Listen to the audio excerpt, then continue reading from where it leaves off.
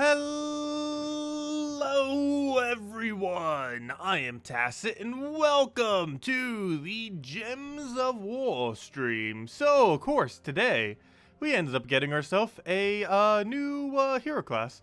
So I didn't end up unlocking it yet. We'll be doing all that right now, but if we go over to the let's see, where'd it go? There it is. Oh, I thought it would be in alphabetical order. Apparently all the locked ones go all the way over there. But we got the Slayer class today. This is a very similar hero class to that of Warlord because it shares both the War Tree and the Fire Tree, which are the main two things Warlord even uses to begin with, mostly because of the Enrage into the triple skull damage. So we're going to go unlock it, level it up some, mess around with it, see what we can do. However, it is ultimately, oh, there's a little thing for it as well. But it's ultimately going to basically be a Warlord, like an alternative version of a Warlord. It's going to be so ridiculously similar. As far as its weapon is also going to be pretty useless, unfortunately. Deals damage to an enemy, and if the enemy is bleeding, it deals double damage. And if there's a 10% chance to slay them per Doom Skull. So let's say there's 5 Doom Skulls, which realistically there's probably less than 5 in a normal board. That would end up being a 20% chance to get a kill if there were 5 Doom Skulls in that instance. So overall, not really going to be used much. Yeah, it's a rather underwhelming weapon, and hero class in general is going to be rather average. But let's go and unlock it. It, of course, is associated with Zoom. So I guess we're about to read some quest line. Actually, then again, these never really had much of a dialogue to them. But let's go and do our little class quest thing. You seem to have been slowing down a bit there lately. Excuse me? I need to teach you how to fight like a dwarven slayer. I'm intrigued. I'll just need to teach you the 4 rules of slaying. Therefore, some of us have trouble with that on account of our missing fingers. Okay. Well, let's go kill these out. Yeah, there's not too much dialogue with these. We don't get a little mini storyline. Oh, we got the Emeru in there. I really like the design of this snake. I'm not sure how viable it's really going to be into future bounty hunters. But of course, this was the most recent bounty hunter troop a couple weeks back. But anyways, let's just go quick kill this stuff. I don't even think I'm set up to the right thing to go and quick kill it. Let me just go to armor real quick. Might as well. It doesn't take that long to go put those 3 things in. Boom, we're good to go. Okay. And let's get into it. Explore, fight. Oh, sorry, not explore. Psh, not what I want. We want the quest line there. Skip past all the dialogue that we just read. And let's just kill this out within seconds. But hello, everyone! Happy Black Friday. Hope you all had a wonderful Thanksgiving yesterday. Hello, Elites Gaming. Hello, Tim. Hello, Drock. Hello, Isabel. Hello, Humberto. Hello, Liz. Hello, Sass. Hello, hello, Cat Mittens. Hello, Itty Bitty. Let's see. Why isn't the stream starting? It should be. Click refresh. Let's see. Hello, William. Hello, Wow. Hello, Sass. And hello, Zeddicus. Welcome, everyone. How am I doing? I am doing wonderful. Thanks for asking. And hello, Dust. And hello, everyone else who didn't say hello. Welcome. Let's go get a Rowan in there. Kill these out real quick so we can start getting into the class. Actually unlock it and then start using it. Also, I am out of codes, though I do have the super ultra special secret codes. I'm not sure if I'll hand one out this stream or not. Because we just handed one out yesterday for Thanksgiving. But yeah, Salty never gave me more. She probably will be this Monday. But right now I only have like the super ultra big codes. Is the faction event coming next weekend? I believe so. I don't have the page up right now off the top of my head. I really need to start keeping that by default open. I used to, but now I haven't been lately. But, oh, I never did update the description yet either, did I? Hold up. If I did, then I could just copy it from there. Wow, I still didn't. I need to go do that. Then I don't think I updated the donations in the description either. But one of the days when I want to go and do the website, actually, I could probably memorize what it is. Let's see. What was it again? It was... pretty sure that was it.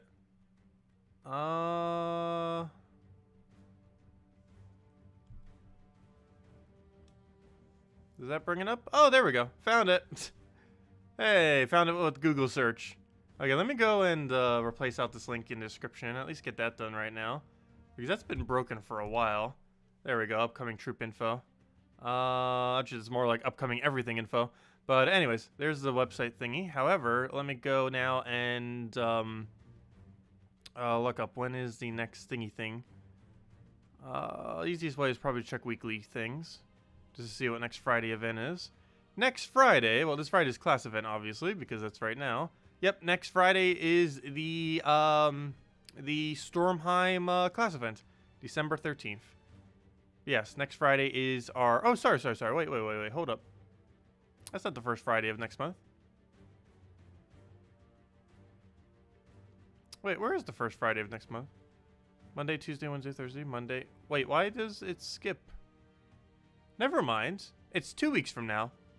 That's weird. Next Friday, we have no event. But yeah, next Friday we have nothing. Other than a new mythic. So I guess we don't have nothing. But, yeah, it's 2 Fridays from now is next faction. Next Friday is new mythic, and the following Friday is new faction. But yeah, next Friday is not new faction. That's 2 Fridays from now. This Friday's a class. Next Friday's new hero. This Friday's a new hero class. Next Friday's a new mythic because it's the first Friday of the month. And then the following Friday is a faction event. And that's the order that they're going down in. Do you think the new class is good? No. It's basically just a copy of Warlord that's slightly different. And I'm not even sure if it's a better different. It's just like a different. Can you remember the rules? I think so. Now, they might seem a tad violent to some. Just a tad? Oh yeah, I didn't bother reading what the rules were. But you were starting to be a slayer. Now a slayer. Got it.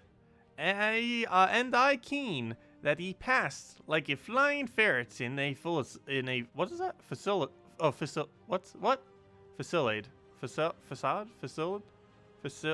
Google. Words. What? This is too early in the morning. Well, actually, it's noon at this point. Still. Let's see. What? How do you pronounce that? Fusillade. What? I've never heard of that word before. Fusillade? Fusillade. Let's slay. Anyways. Word of the day. Fusillade. A series of shots fired or missiles thrown away at the same time or in quick succession. Fusillade. There's your word of the day dictionary for you guys. Okay, there we go. Let's go back to normal things. Actually, what are we farming right now? That would actually really determine what on earth we're going to be using for these. Actually, yeah, I guess we'll go down that route. Okay, so anyways, we got the hero class unlocked. Let's go and set it to some of our teams and go mess around with trying to level it up some. Is it true that next update achievement will be upgrade a gold elite level 100 troops? I'm pretty sure that wouldn't end up being one. However, I didn't actually look that up. However, doing that to 100 would obviously be very, very, very, very, very, very, very, very, very, very, very hard. Especially since the default of getting 100 things to go gold would end up being what is that? 6 million souls? Did I do that right? It's 60,000 times 100. Yeah, that's 6 million, right? I did the math right. Yeah, that's 6 million.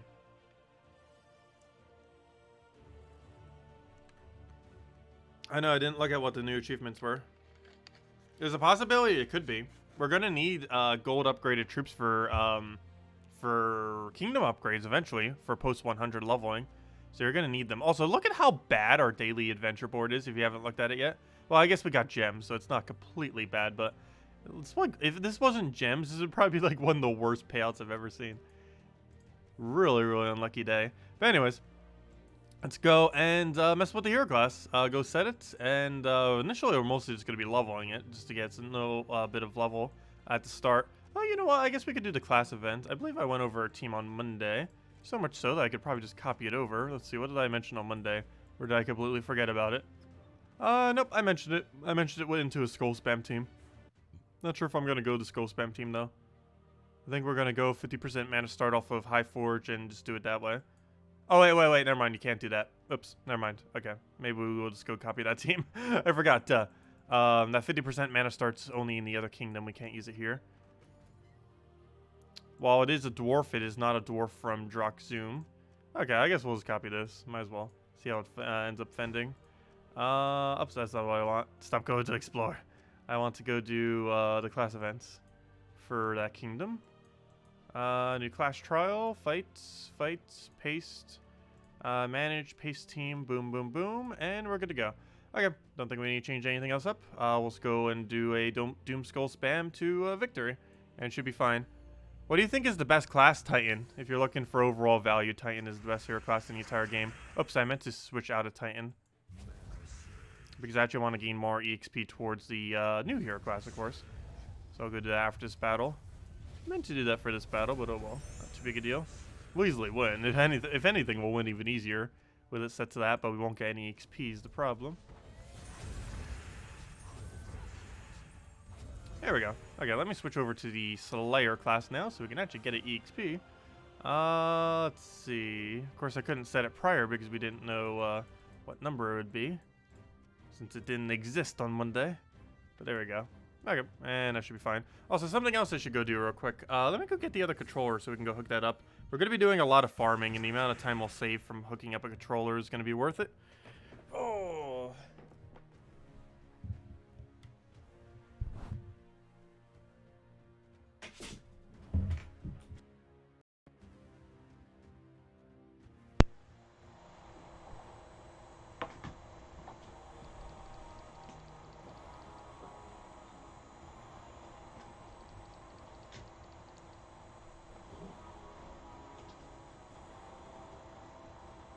One moment. Everything just fell. Or not everything, everything.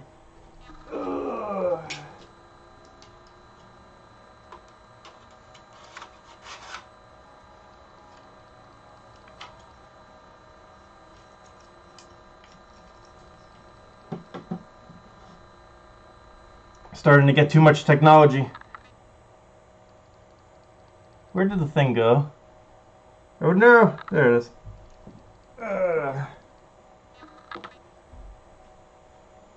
Okay. Oh, should be fine now. Starting to get way too many pieces of technology here, gosh. Okay, where were we? Let's go get this thing hooked up real quick. Doesn't take that long. Let's go to that. Go to settings. Let's see. Unpair it. Repair it. Let's see. Remove device. Add device. Pick up device.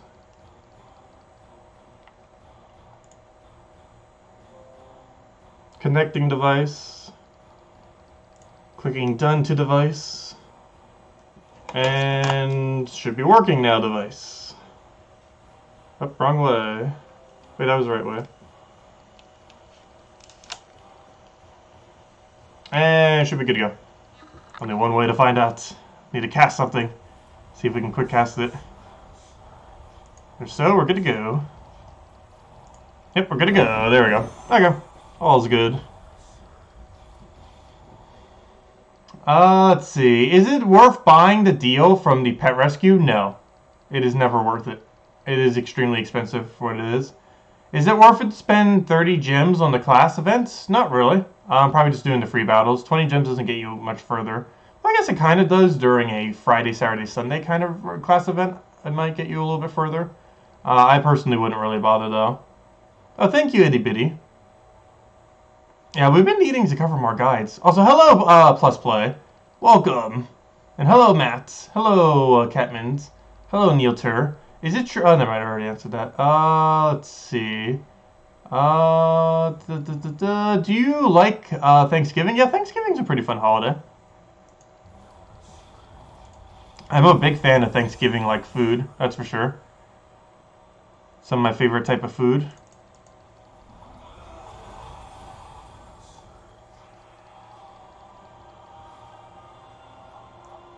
Oh, is my audio not working now? Oh, that's funny. Whoops, I was talking the whole time and it wasn't going, right? That's kind of funny. I think when my phone fell, it fell onto my USB splitter. And my USB, let me see, is it even working now? It should be. Now it should be. Okay, yeah, it's working now. Oh, except it took away my default settings. Oh no, wait, which mic is it picking up on? Is it picking up on this one? Yeah, it's picking up on this one. Okay. It should be a lot louder now. Okay, 1 second. Yeah, it ended up disabling my mic. Hold up. I'm not sure how to fix this now. 1 second.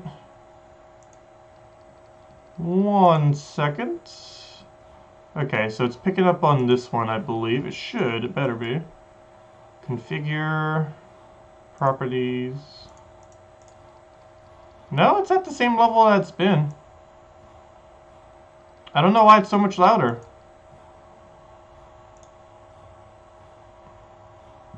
I know, right? I didn't change any settings. It's actually at the exact same that it just was. So now I'm really confused. Maybe if I unplug it and replug it again. That shouldn't do anything. Strange. Properties.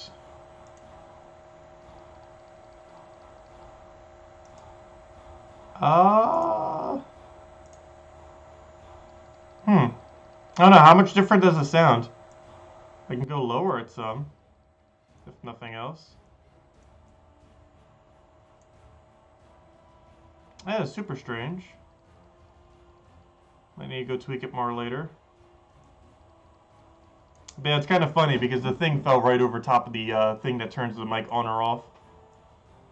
Like the USB side of it. Because I have a USB splitter for the thing.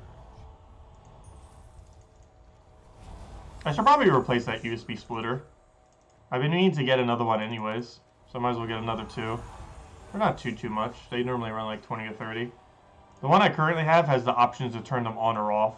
Which generally I just keep them always on. And it's a little bit annoying when the ones that I do always want on turn off with it. So I'll probably just replace that out soon. But how's the audio now? Is it much better or still off? Because I'm not sure what changed with it.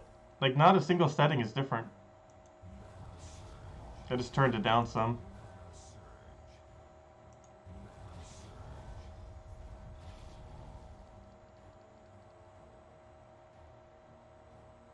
Let's see. Take that over.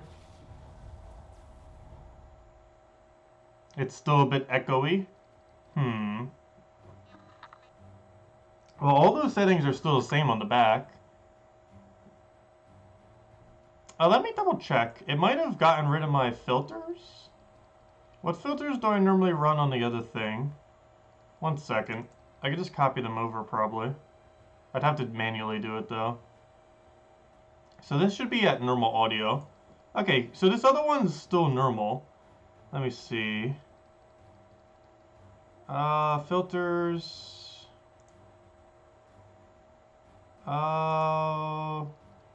Copy filters. There's probably not a way to paste filters onto this one. Hold up. Nope, you can't paste filters. Filters. No, that's strange. Huh. Yeah, there's literally nothing different. I have no clue what changed. Not a single setting is different than what it just was. Let's see, let me unplug it real quick and plug it back in.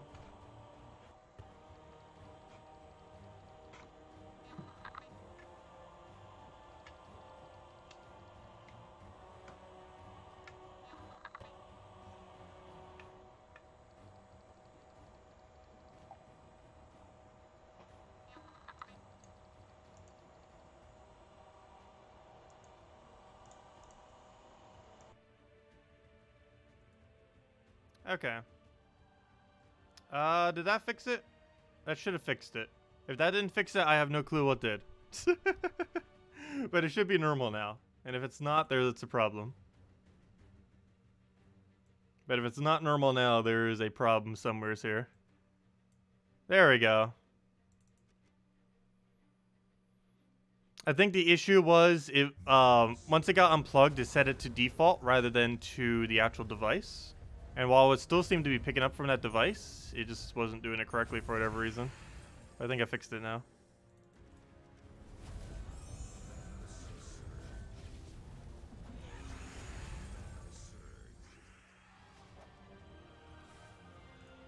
Okay, good. It's all fixed. Yay. Let's not drop something on the splitter again. Now, I just need to replace that splitter. It's a relatively cheap splitter. Ended up getting that ages ago. Back when the channel was basically not making any money at all. Because I just needed something cheap to work for it. But this time around, we're going to get something decent for it. I need to look for one, though. Or actually, I need to look for two. One to replace the one I already have, and another one because I need so many more USB spots. I'm currently using about a dozen different USB devices. And that's not even an exaggeration. Like, I believe the count is actually... It's definitely double digits. What the exact number is, I'm starting to lose count.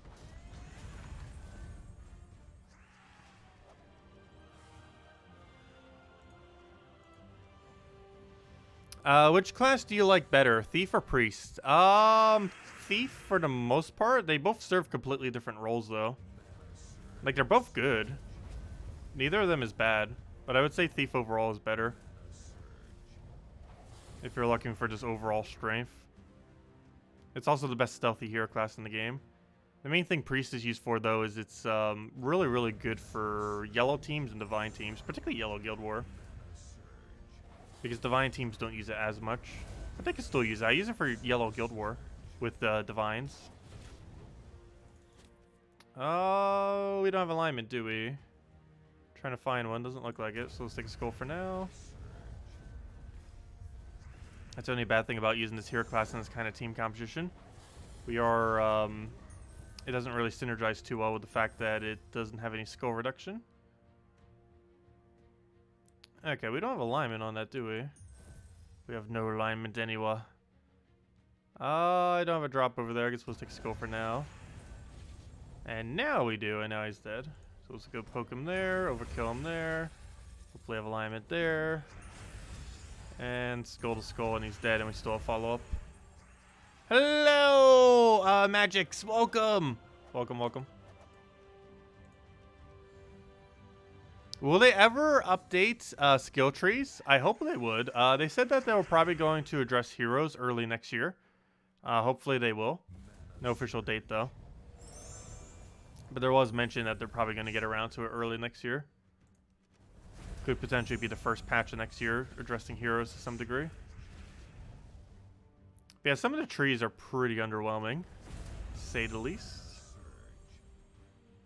Okay, I think we just go all in. We don't have alignment, so we're just going to go and poke. Actually, I was going to take a direct skull first. And now we'll go for something. So this will overkill. Let's do it, though. We'll do that. Get a kill, get a kill. And then he's dead off anything.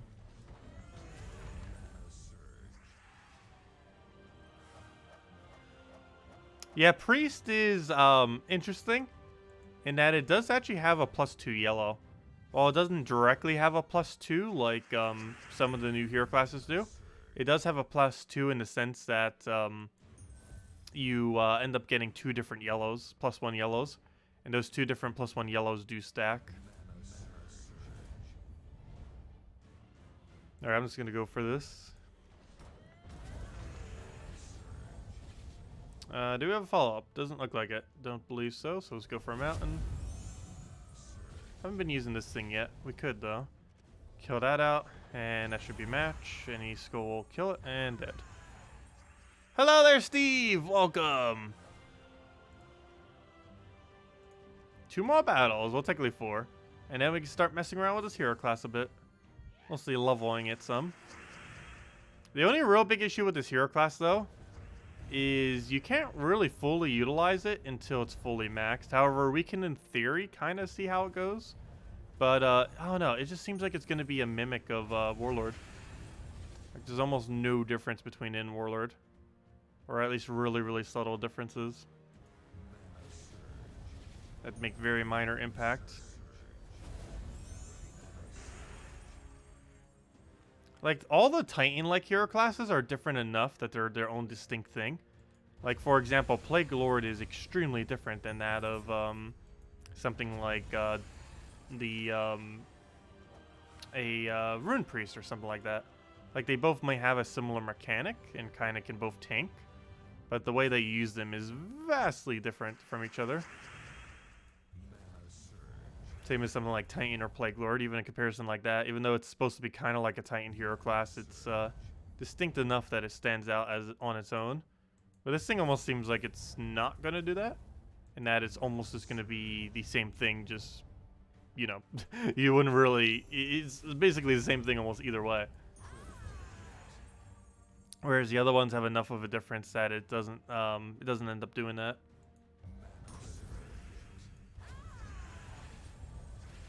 Okay, we'll try for Sky Skull there. I didn't end up getting it. I think we're just going to go try for this. Can we get it? Yes. Nice. Okay. And that's dead. Super dead. Could also just take in the skull, of course, but that works too. Oh, we got a Valraven. 2 more battles, which means maybe 4 more battles.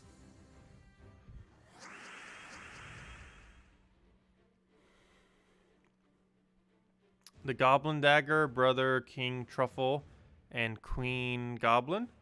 Generally, Queen Goblin isn't really used anymore in the current state of the game. Like, she's okay for an HP buff kind of thing for the I forgot the name for the goblins, but I don't know. It always seems rather useless compared to Double Truffle, in my opinion, at least in the current state of the game. Just because how much better value Double Truffle has, unless you're in a specific location where you're restricted to not being able to do such a thing. But the only place I think that would be applicable is Guild Wars Fend. But in every other instance, it's normally just better to double up on the Truffle.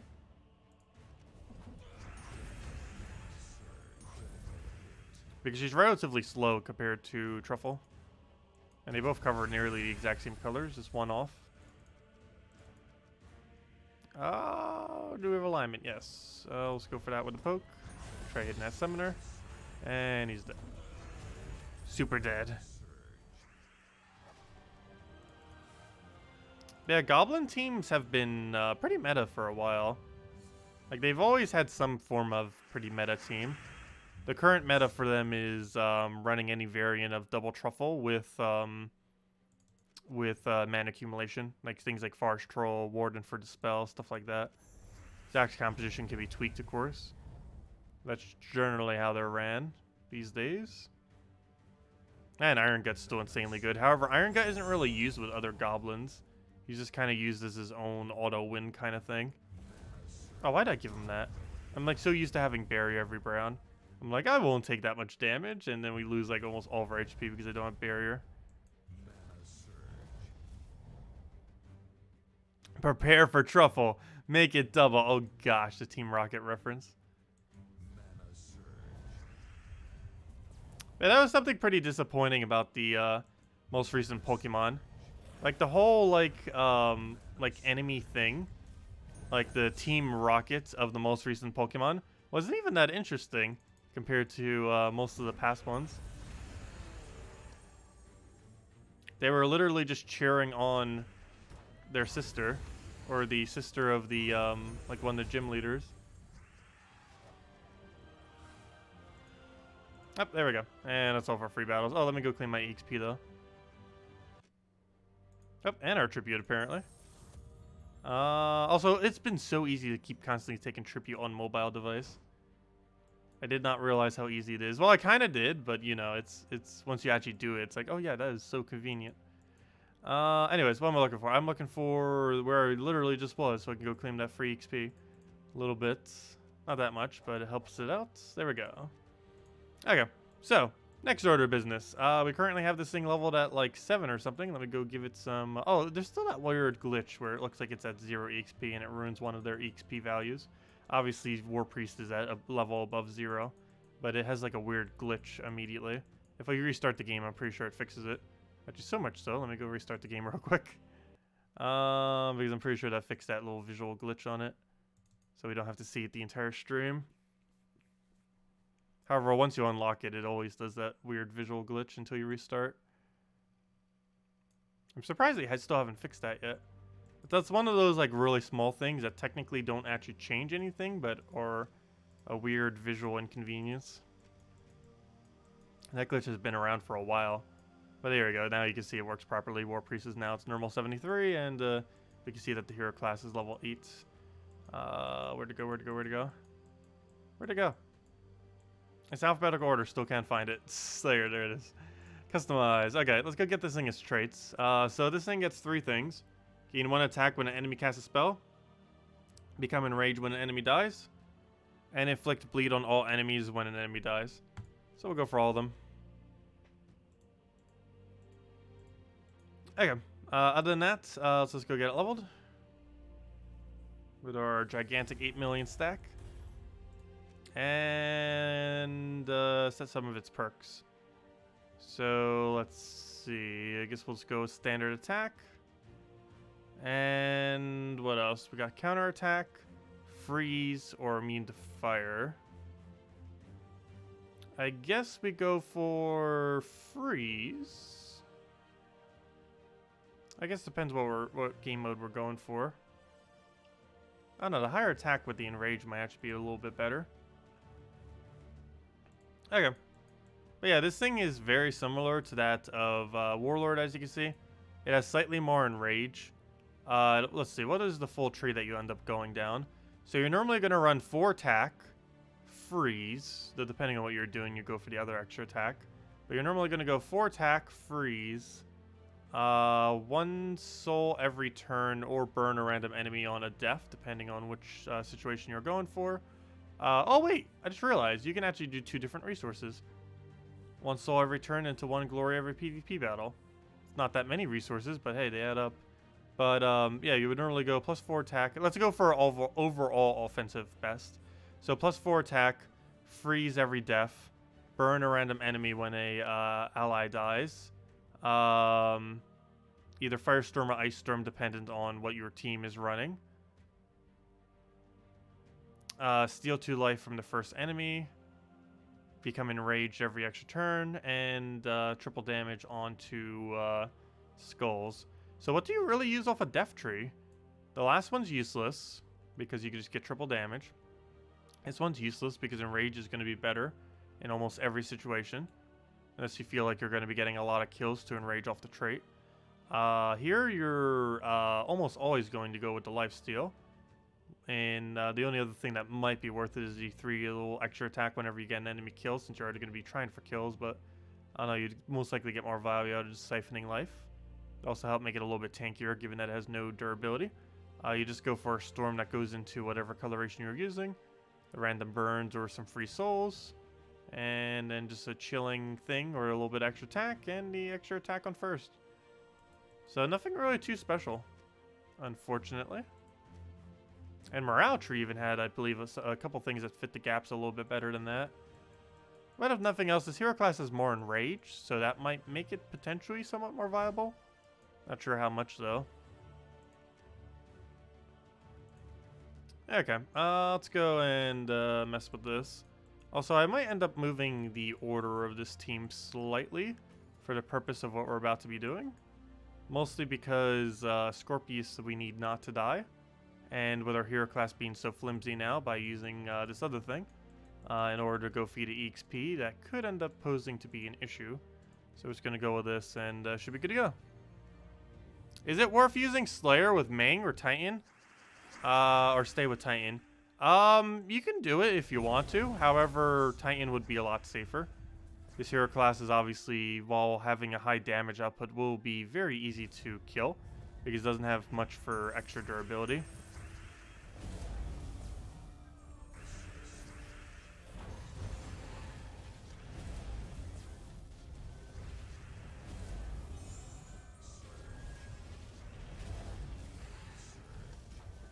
Anyways, go it out. These battles might take ever so slightly longer, given that we're doing the little bit of reorder. But I'll make sure that when our hero dies, that Scorpius doesn't die immediately after.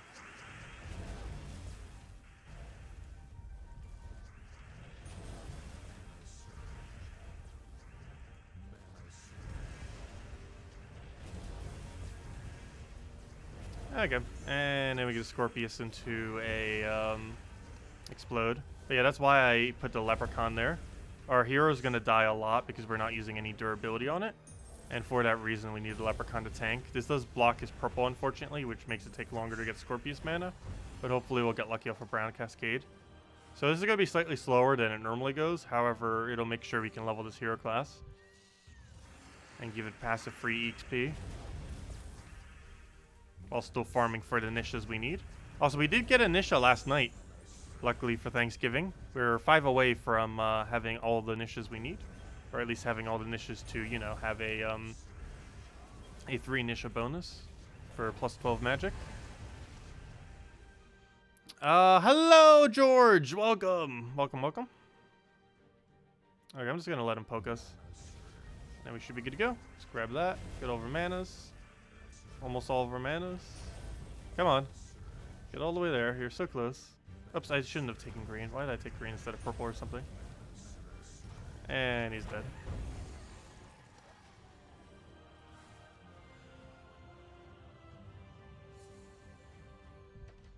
The other slight issue here is we don't actually get half mana hero start either, which slows it down slightly as well. We're only getting 20% off the thing that we have. That's a decent amount of bleeds at least, though that's not really doing anything for us. Too bad bleed doesn't count as poison. Otherwise, this hero class would actually be really good. But it doesn't, unfortunately. Could you imagine if it did? Scorpius would be even more broken.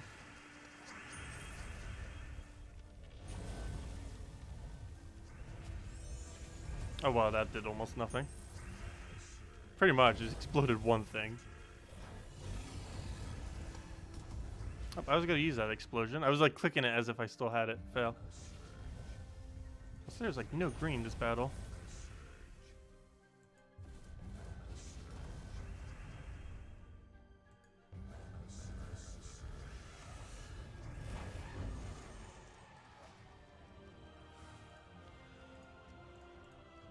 And slowly but surely we shall get EXP for this thing.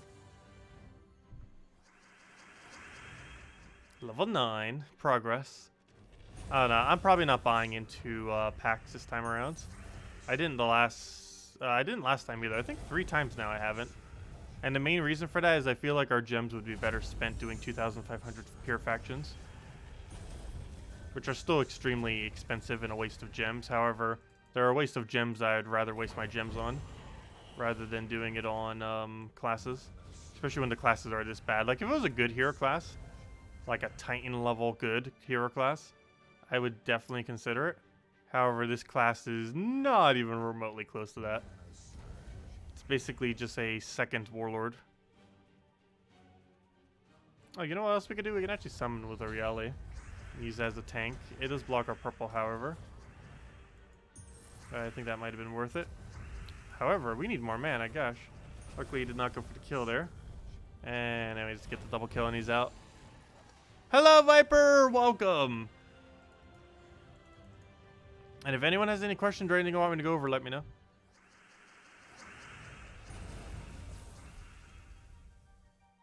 Oh, what am I doing here? Well, we'll take the green for now.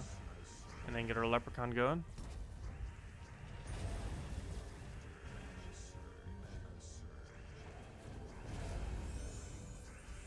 Good, we already got our first Scorpius. Oh, gave him a lot of board. Forgot we can't just give him all that when we're running a not Titan. Or not tank, I should say. Like the same thing would happen if we ran any not tank in first slots.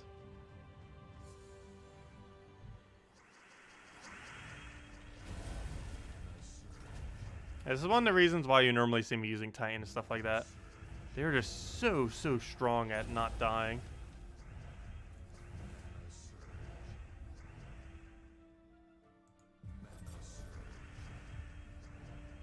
Whereas a lot of other hero classes just flop like this and die way too quickly.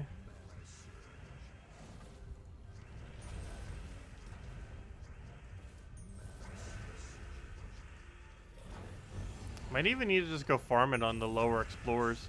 I don't think I've ever actually shown on stream me doing lower explorers since it came out. I think I showed it for like a video for a very short duration, like the methodology behind it. I don't think I've ever actually streamed like the full cycle of it though. Well, maybe we'll do it after this cycle or after this battle, the set. You're writing up a forum bug post for which one? I know I just mentioned a bug. I already forgot what it was though. I know like a billion bugs, small visual bugs that exist in the game that they still haven't fixed. Most of which I've mentioned to them and they still haven't fixed. And I eventually just stopped mentioning it to them because they kept not fixing them. Because some of them are from like 3 years ago or so. Yeah, Stealthy trait has some visual errors occasionally. It still lets you use it correctly though. Any glitch with it is purely visual.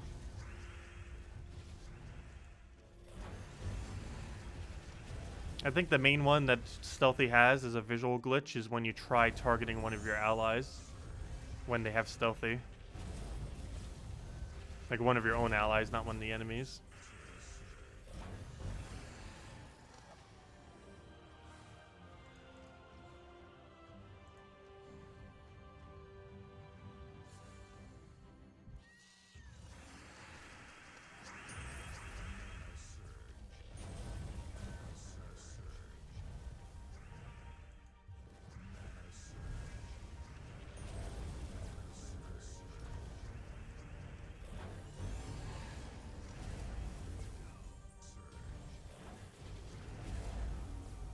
And let's go it out. What's in the chest? Any nishas? That is not a nisha. Okay, let me go do the quick kill method. So, quick kill method. I don't think I've ever really shown the full loop. So what you do for this is oh, the only problem with this is it does require slightly different perks. Well, I guess we could do it with armor and just interchange them as we need. So we'll do it like that. So it works for either or. Of course, armor, I mean, HP is better than armor. However, for the purpose of what we're about to be doing, this will work. Also, one other thing I need to go do. What am I currently saving in my third slot? Infinite loop? That's just a truffle team, right? Why is that there? Okay, let me just go and, just so they're all at the top. Let me go and copy this team to the top. Manage team, copy. And bring this all the way to the top. Also, time to go replace out the ab list for all these teams. Manage team, paste team. Rename team to Scorpius Urskea. Let's go with Ursk. Scorpius Ursk. And then change these to Slayer.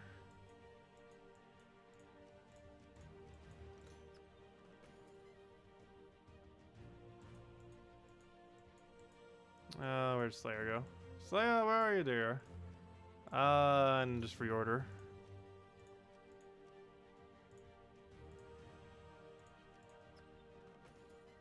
Okay, should be good now. Should be good.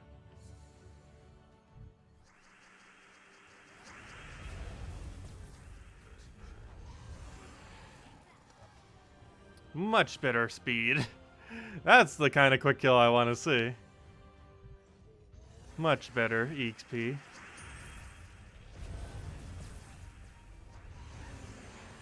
Also we get to destroy a billion MOAs.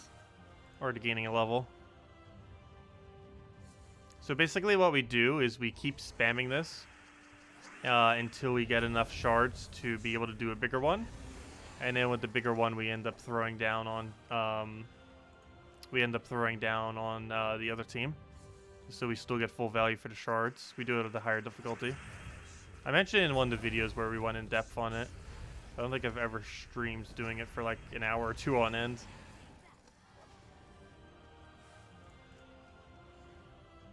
But we did mention it in one of the metal videos, the premise of it. I just never really did it on a stream before. Because I haven't really needed to. It's because we've never really had to use it much since it came out. It's still relatively recent. It's only been a little over a month.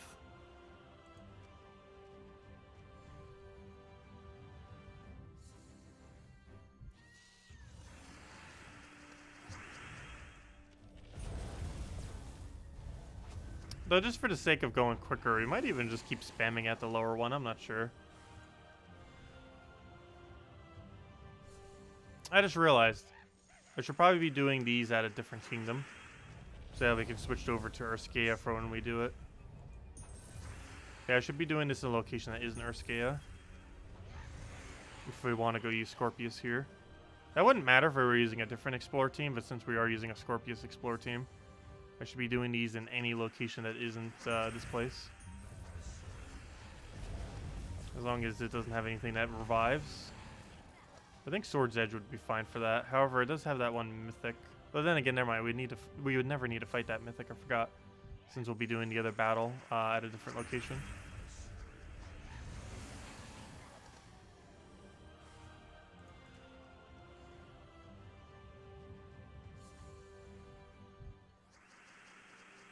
Oh yeah, we don't need Animetal. However, we need it because we need to switch between the other team. And we already have enough damage, that's fine. The reason I kept it exactly like it is because, actually, we'll do, actually McGrimwoods has summons. Glacial Peaks I don't believe does. Let's do it at Glacial Peaks. But the main reason why I have it that way is because, just to not waste time of having to constantly switch it out whenever we switch back to Scorpius. Because if I was to change it to be 3 armors, we'd have to switch it every time we switch back to Scorpius. Which we'll be doing a lot with this method. Not like constantly, but it's going to happen every several battles. We switch back to Scorpius. So the reason why I just changed Kingdom real quick. Because we need to keep Urskea open so we can switch over to Scorpius when we need to do the switch. Which is what happens once we get near 100 shards. We'd likely want to do it one battle before 100 shards. However, we can still do it while we're already at 100 shards as well. There's a method for either way. Though it is slightly quicker doing it right before we hit 100.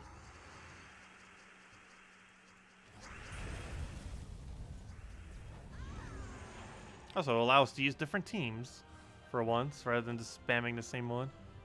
Now I'll be spamming the same 2! What do you think of the Steam exclusive pet offer? 90% off now? Yeah, for 90% off for only $5, the Steam pet is worth it, I would say. Like, for only $5 for a mythic pet and all the pet food that you need for it, that's not too bad. Like, obviously it's fully cosmetic and still, but technically the red food that you get is not cosmetic from it. Since you could use the red food on not that pet, but use it on actual red pets that have a bonus on them. But yeah, for only $5, I would say pick it up.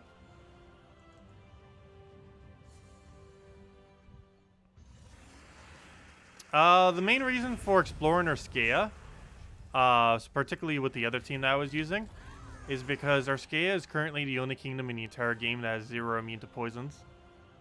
And we were using a poison team with Scorpius, which is extremely dependent on the entire team being poisonable. And that's why we keep exploring there. It's the only kingdom with 0 immunes to poison. Poison is the it's one of the reasons why I didn't mention it in the team video that we did the other month, when I ended up mentioning teams related to what's it called, Explore teams for the new system.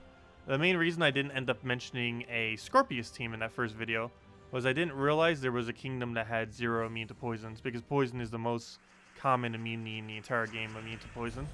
However, there is, and it's Urskea. I don't think it's going to be staying that way. I believe in 2 factions from now is a Urskea faction that I think is bringing in at least 1 immune to poison. But as it currently stands, Urskea has 0 immune to poison troops. Making it to the best location to farm with a Scorpius, which can easily double kill, quick kill it.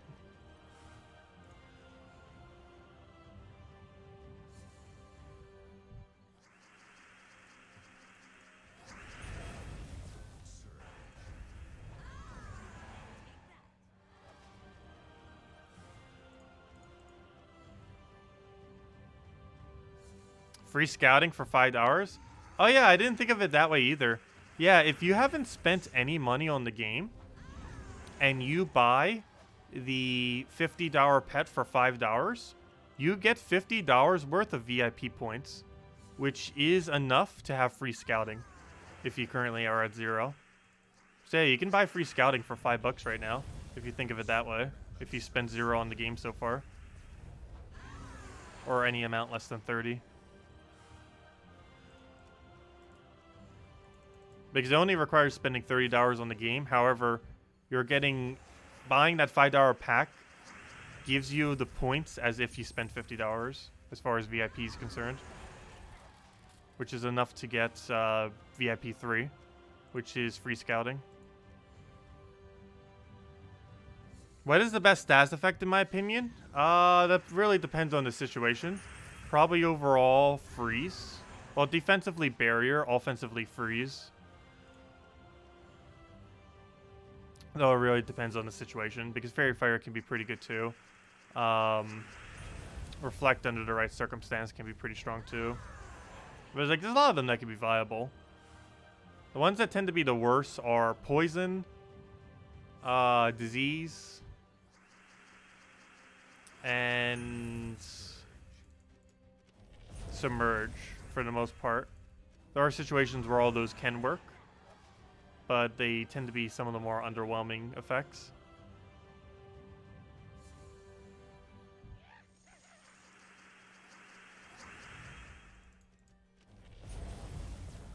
Oh, they changed it so the new faction won't be adding stats effects? That's nice.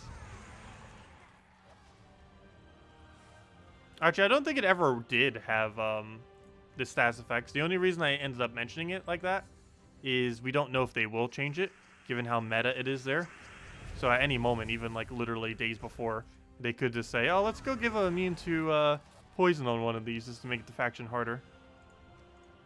I guess right there you can see we have enough points to go do a battle there. So we're going to deliberately not do a battle there. And now go do a normal Scorpius team over here. And this is the reason why I kept 20% on. Because I need that 20% for this team. Just so we wouldn't have to keep switching.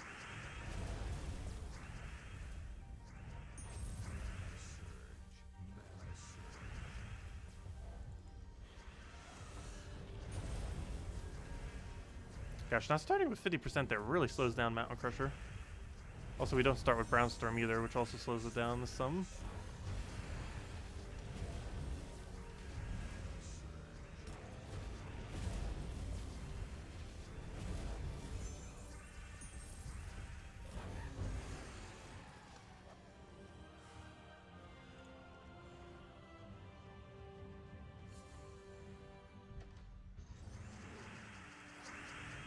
The biggest issue with Poison is there's a lot of traits that trigger whenever you take HP damage. And there are instances in specific teams where Poison is actually considered a positive stats effect, not a negative stats effect. It just depends on your team composition though. But it's one of the only few, or pretty much the only, there are very extremely rare situations where they can also be, like, for example, Stun can actually be a positive stats effect on some stealthy teams. But more often than not, Poison is about the only effect in the game that can consistently be considered a positive stats effect, despite being an actual negative stats effect. Because you can utilize it for traits that specifically upgrade based on it. I was like, can we get an extra turn somewhere? There we go.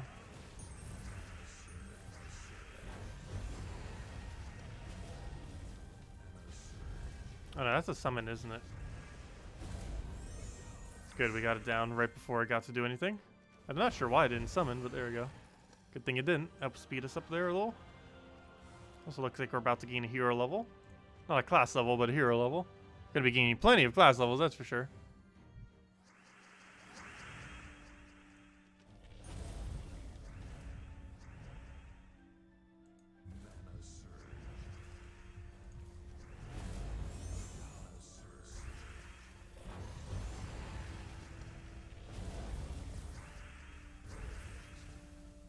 Let's see.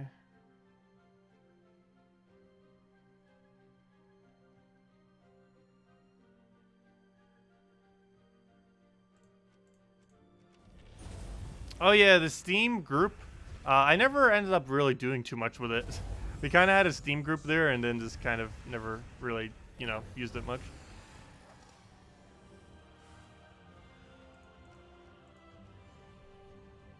Oh yeah, we do have a Discord too, made by Isabel, Cookie, and oh no, who's the third person that worked on it? Oh no, I forget your name all of a sudden. Brain fade. I'm so sorry, but thank you. Yeah, we did make a Discord recently. I haven't really been advertising it much. Need to soon. There's several things I need to for the next year. We will soon TM. Wow, why can't I remember the name?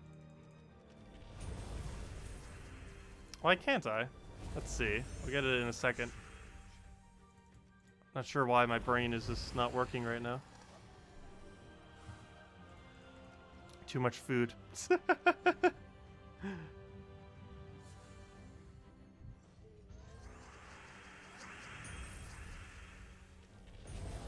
Oh yeah, no problem, Curtis. Glad I could help.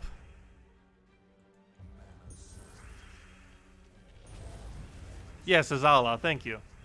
That's not a really common name, which is why I probably forgot about it for a moment there. Can't believe I forgot it. I'm so bad at memorizing names.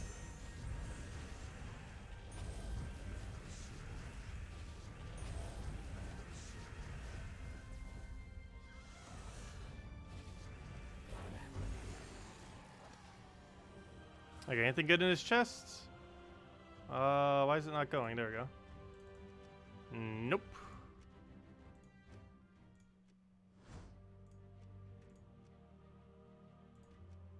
Okay, and since we don't have enough shards, we can simply just restart it. And boom, we're good to go.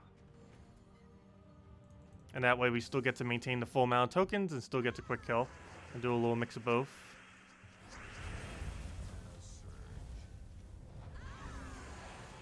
However, if we did want to maximize the rate of EXP, we would just stick with this the entire time.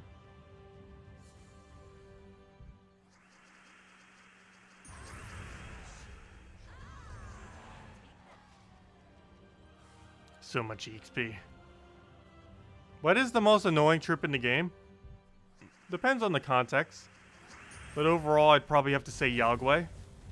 Because he can sometimes just wipe out your entire team whenever he feels like it. And if nothing else, at least get a really solid double kill whenever he feels like it. All he needs is just a slight just like slight alignment on the board. And then he hits again, and then boom, he just double killed your team. And then you're fighting a 2 versus 4. Plus the enemy probably has a bunch of mana on everything. Yeah, I'd say overall Yagway. Like, there's a lot of things in different situations that can be ultra annoying. But Yagway's one of those things that if he feels like it, he can just auto win.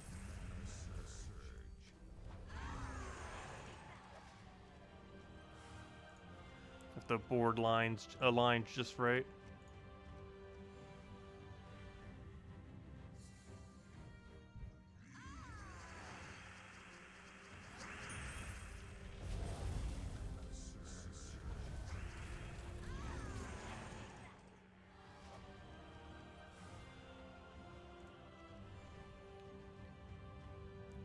What is the best troop overall?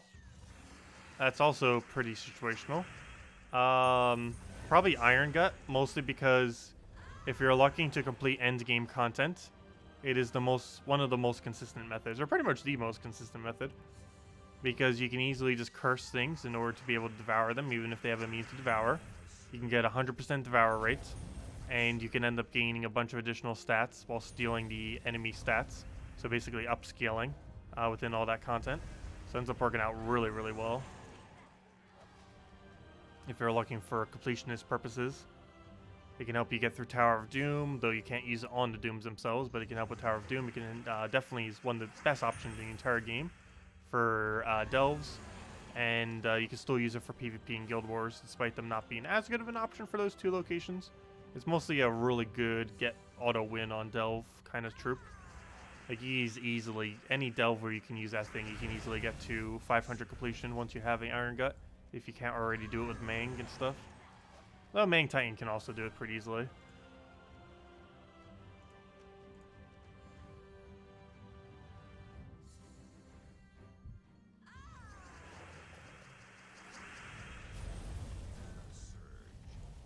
Yeah, I was going to make Iron Gut my first craft on Nintendo Switch version if he existed at the time. However, unfortunately, he did not. So instead, I crafted a Ferrous Raw. And then I ended up getting 2 Ferrous Raws, because one nice thing about Ferrous Raw if you do end up going for him as your first mythic craft, or as one of your first few mythic crafts, is he's one of the few mythics in the game where getting a second copy of him is not a bad thing. So he's generally a decent option to get earlier on, because you're probably going to be getting a lot of drops throughout the game. And as you keep getting mythic drops, it is possible that, of course, you could get repeats if you're going to start crafting stuff early. And with something like a Fairish Ra, it's actually beneficial if you get your first repeat, because then you can do 2 Fairish Ra's teams like Dragon Soul, Double Fairish Ra, Umbra Wolf, and stuff like that. It's one of the few mythics where getting a second copy is like fully beneficial. Like, it's about as useful as the first copy. Whereas a lot of mythics just never need more than one copy, or even if they do, the second one isn't as beneficial as the first. What troop is the best for getting mana? Leprechaun, hands down. Leprechaun and Mountain Crusher are the 2 best mana options in the entire game.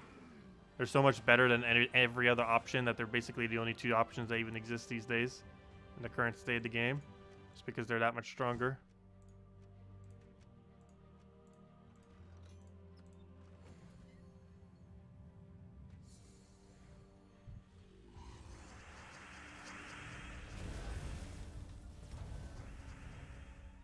Oh, we're about to lose Hero already. That didn't take long, gosh. Feels like he dies quicker every single time. Maybe we just stick with the other team the entire time. It'll give us less tokens, though, is the only problem with that. It's my only big concern with it. Oh, I shouldn't have given him that skull. That can actually kill us. Oh, we didn't even get poisoned. Oh, we just lost. It's the only first battle, so it doesn't matter as much. But we just lost. Rip. I might as well restart it from the start. You know what? I think we're just gonna sit in Glacial Peaks, or even just Urskea on the lower difficulty. Like, we can switch to get the better token rate, but I'm not sure I want to. The only problem with that, oh, you know what? I kind of do still. Never mind. There's only one big issue with doing it like this, and that is we can't get any Nishas if we do it like this, which is the biggest concern. So never mind. Yeah, we'll go and do it. Maybe I just need to do it with Titan then, and just not do it with the hero class. Okay, we're just gonna switch this back to Titan for the sake of speed. Put that there. Switch it back to Titan. So we'll do the other one with the other hero class. However, for this, we'll keep it as Titan, just so we can get the quick kill, because we need the Brown Storm and we need his barrier. And we need his half mana start so that we can go quicker. Much better. Much, much better. There we go. But yeah, we'll just do it like that. We'll do the new hero class for the mass leveling where we win super quick, but we'll keep the Titan for quick winning these, so that they go away more consistently and quicker.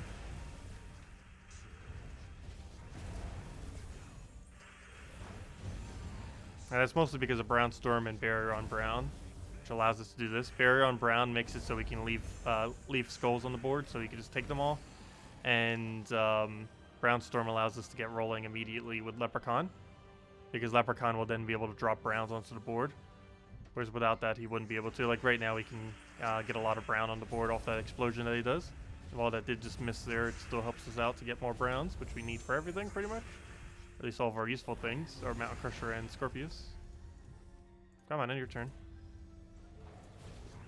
And of course he tries hitting us, but he can't really do much because we have Barrier every Brown, which basically keeps us from never dying, and even if we do die, it's very, very unlikely. And we'd probably have already won by then, or pretty close to winning.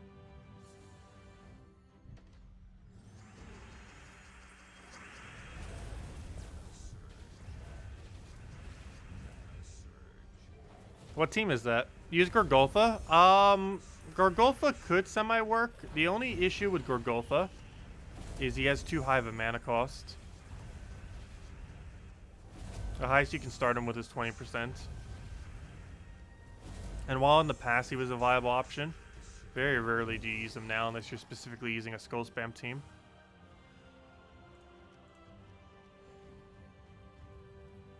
Yeah, Drak, I'll check your team in a second.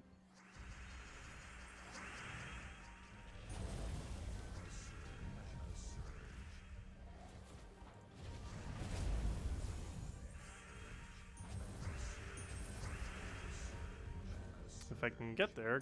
Stop giving us turns. Okay, and then we Scorpius kill him. Then we go back to leveling the hero class in a second. Oh yeah, let me go check your team real quick. Oh no! I just realized. I have no way to do that now. That's a problem. What team is it? Can you say what it is? Ever since the stream, for whatever reason, doesn't pick up chat anymore, I actually have no way of copy-pasting that to this computer. Unless I was to go and open up a browser. Which I could go do real quick. But what team is it? Because I actually can't copy-paste it to this computer then.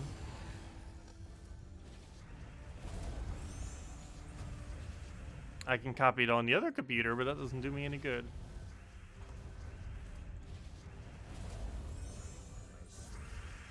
I'll go for that for now. And then Scorpius it. Oh yeah, what's in the chest? Anything good? Nope, nothing good. Well, I guess the Arachne is not horrible, but not the greatest of things.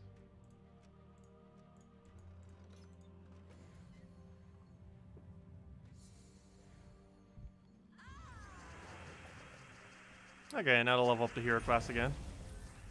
So still trying to get this leveled, obviously. Level 13 currently. Making progress.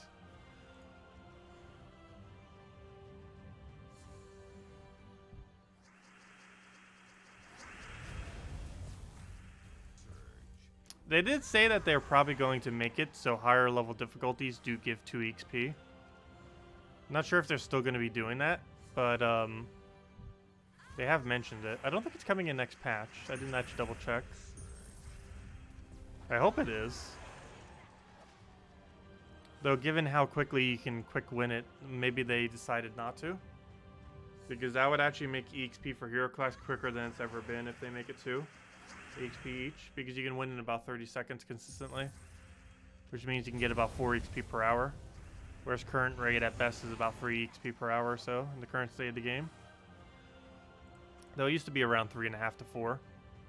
But it would be a really consistent 4 if they were to go and do that. It would be almost a 4.5 if you get quick enough. It definitely would be a solid 4.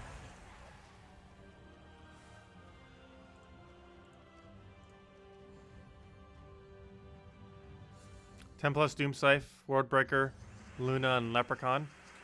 Yeah, Wardbreaker is a decent option. You don't see me using him much. Mainly because of Submerge. Submerge teams hard counter him.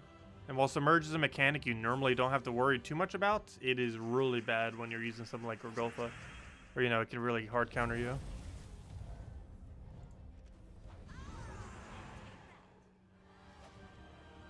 What time is it where I live? Currently it is 111. It is straight ones. Okay, now it's 112. PM, of course.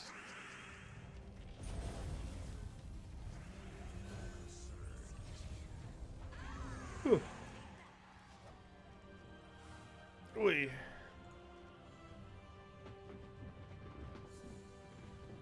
Yeah, definitely has a lot of explode option. Dooms with any kind of explosion can end up clearing out the board a lot. Any Doom Skull creation with explosion is one of the reasons why Possessed King is pretty popular with Doom Skull related teams. Because he gets 2 explosions, and while it's only 2 explosions, it's technically way more than 2 explosions. Because if any of those explosions hit a Doom Skull, then all those are chaining into each other, and it ends up getting a lot of value.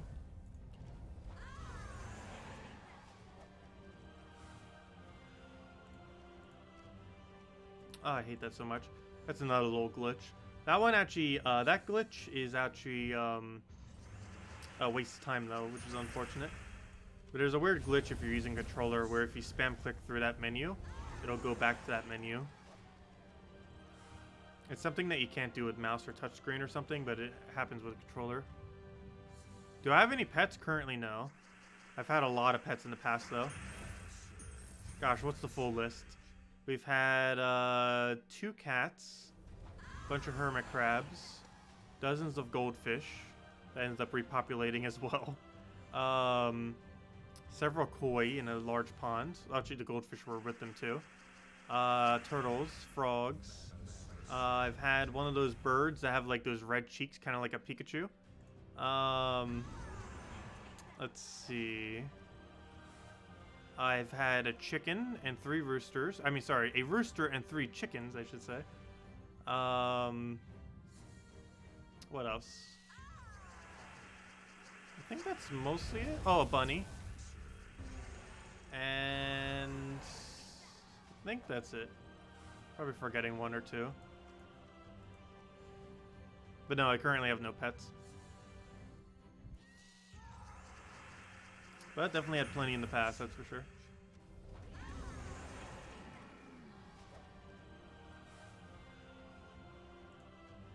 Oh, that's not what I want. Need to go try getting those niches. There we go. I miss having chickens. It's nice never needing to get eggs. They were a lot of maintenance, though.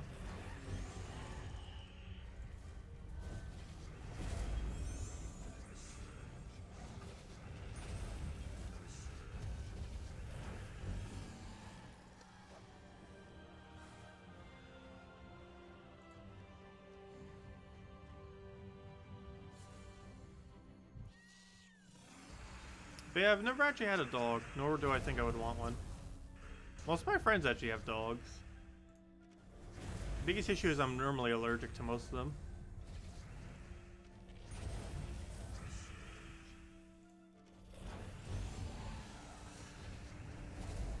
And then I always feel like they're just too active. Cats are nice, they just lay there and relax. Dogs are like always moving.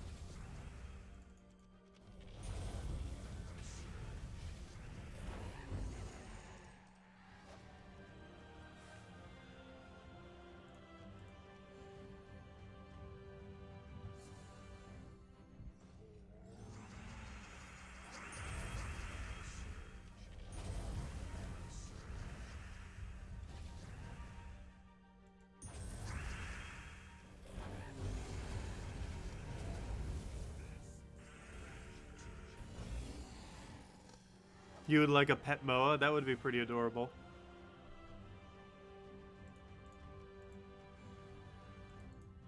It's pretty much a rooster, except way bigger. It's like half rooster, half chocobo. However you say that.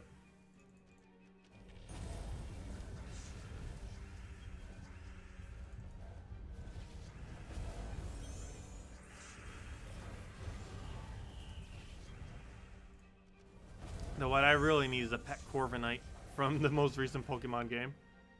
It's probably my favorite Pokemon that has ever been added in the history of Pokemon. It is such an adorable bird.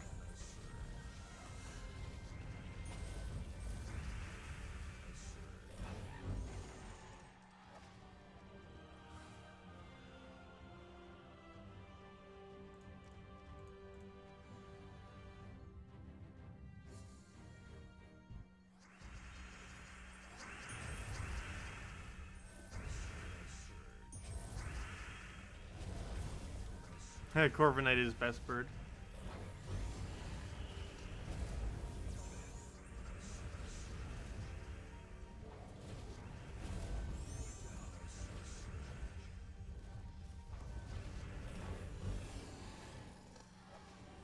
Almost got a level. So close, yet so far.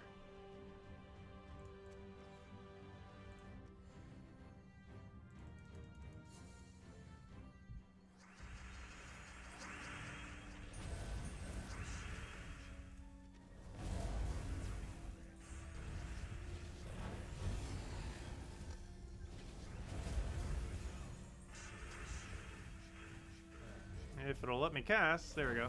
And down it goes. What is the worst troop in the game overall?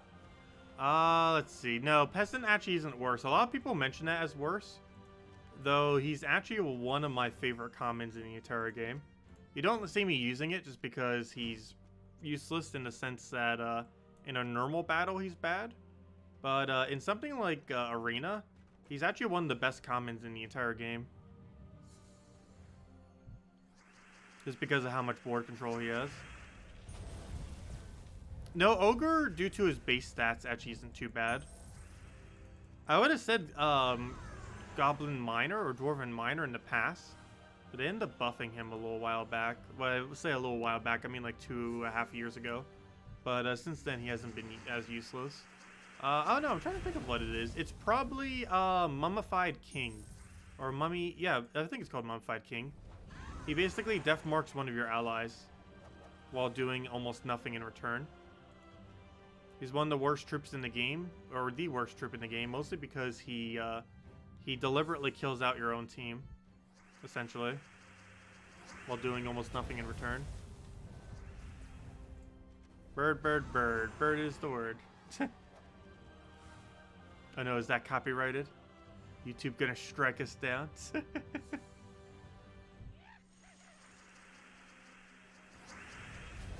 Hello, Earthbound! Welcome.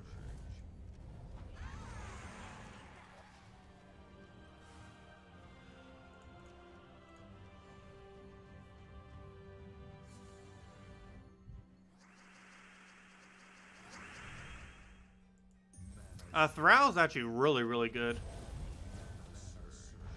He's one of the other best commons as well. He has an extremely high gem spawn for only 6 mana cost, plus a +1 link into his color.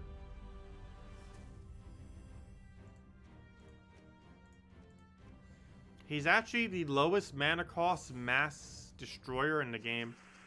And as higher magic comes into the game, he might potentially be one of the best troops in the game, actually. Like top 20 or so. He's extremely strong.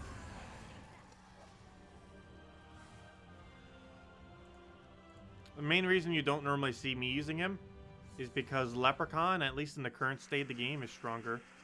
However, as we get like about 10 to 15 more magic, Thrall will be the best mana generator in the game, or among one of them. But we need more magic before he's that viable.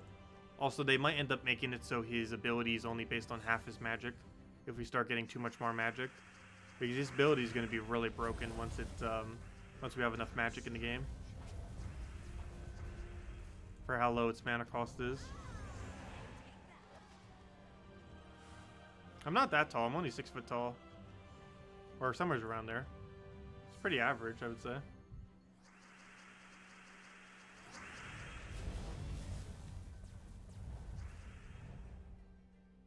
What do you want to tell me, Earthbound? Let me know. What is it?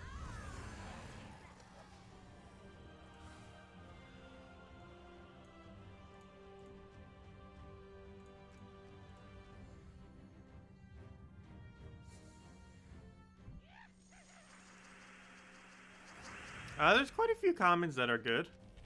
And Thrall is one of them.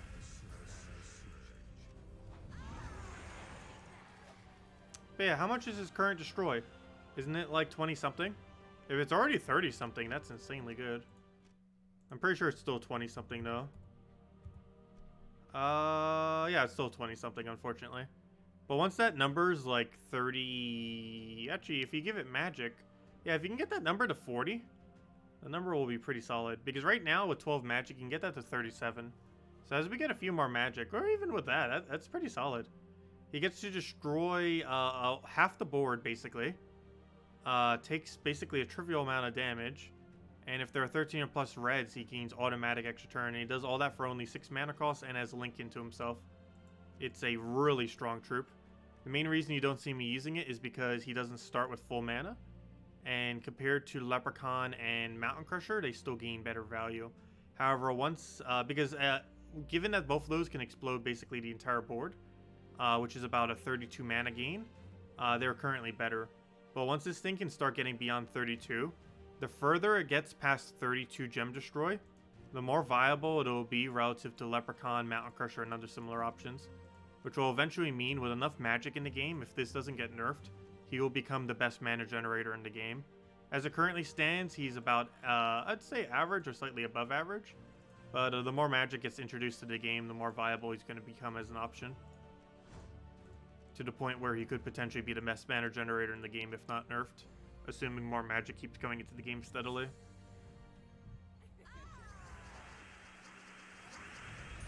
despite him only being a common.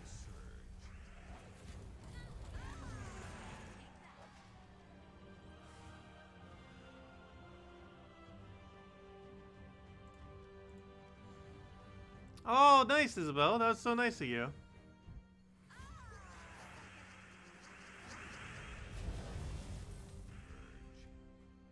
Yeah, the stream puppy's pretty adorable.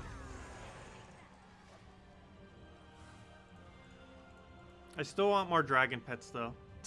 We need more really nice dragon pets. And not more dragon kitties, like actual dragons. The other dragon kitties are pretty adorable, too.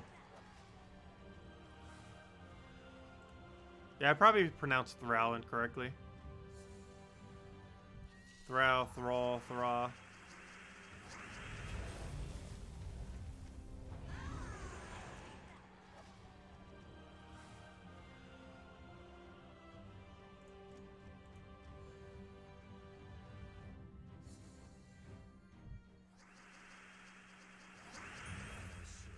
I tried convincing them to add a dragon hero class.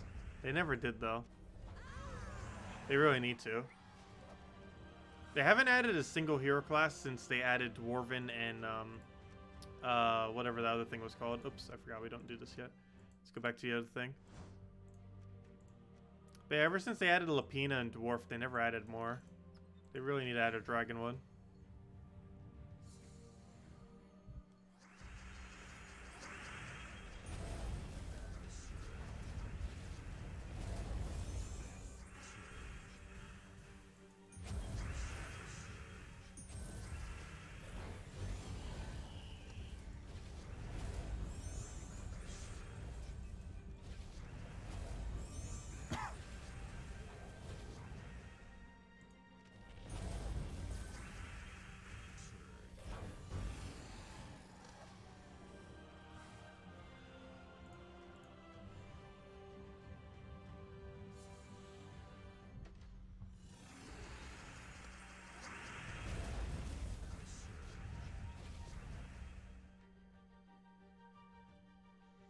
Heh.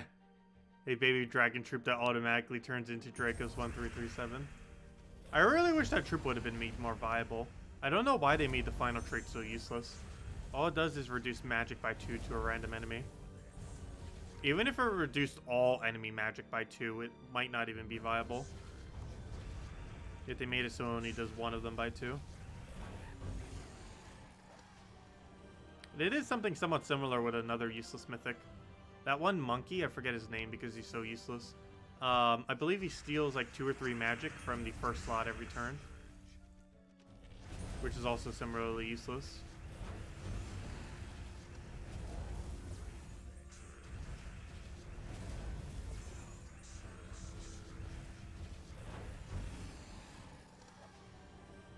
How are you doing the ability so fast? A controller.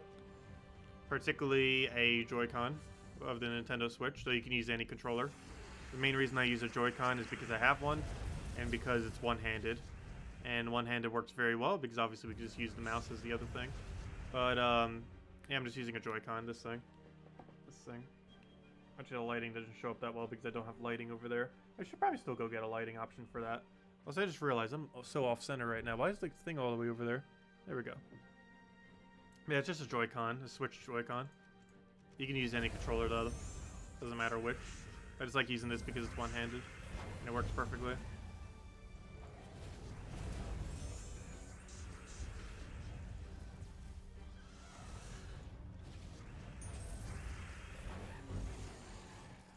But all you have to do is click A on a controller to quick cast like that. Because that's the input that you would normally have to do on a controller to go and do that. However, you could just use a combination of mouse plus controller to go through menus quicker. It's pretty much the quickest way to play the game, other than using touchscreen with the controller. Which for most platforms isn't that realistic.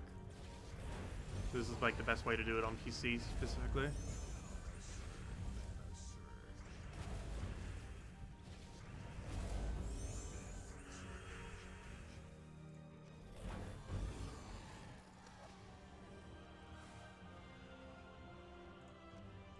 And then we claim this and then go back to grinding the hero class again. So now we get to grind both of them simultaneously now, which is kind of cool. And then we just keep doing this loop over and over again.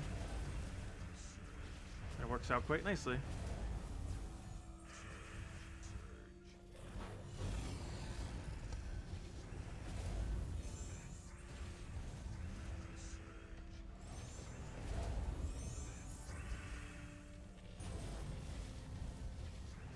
Yeah, I know. I have requested them to add hotkeys for keyboard in the past.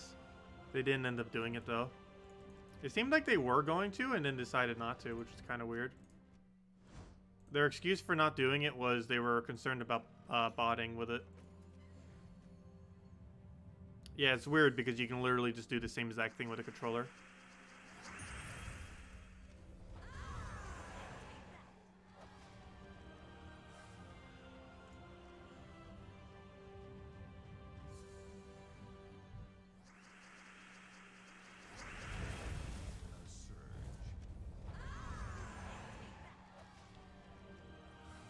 Oh, there we go, another level in the class already. Almost level 20. Unfortunately, he doesn't get any good perks until like 70 and 100, which I don't think we will be able to reach anytime soon. Because I'm definitely not grinding that much this weekend. That takes upwards of 28 hours. Actually, in the current state of the game, it might even take closer to 30 hours.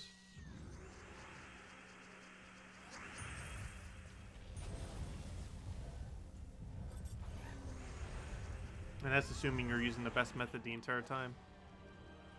Which would be us just spamming this without ever going back to the other thing. What did I eat for Thanksgiving? Turkey, mashed potatoes with gravy, yams, or sweet potatoes. Oh, gosh, I keep confusing the two. But sweet potatoes, stuffing, cranberry sauce, cheesecake, cream puffs, a pumpkin roll, apple cider, and did I forget anything? I feel like I'm forgetting one or two things. Broccoli.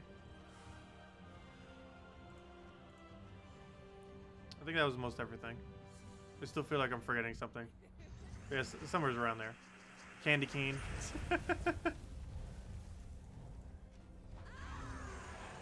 Candy canes are nice. I end up getting like those blue ones. I like the like various flavor ones. Like the mint ones are like kind of average, but I really like the or you know like the normal kind of flavor ones.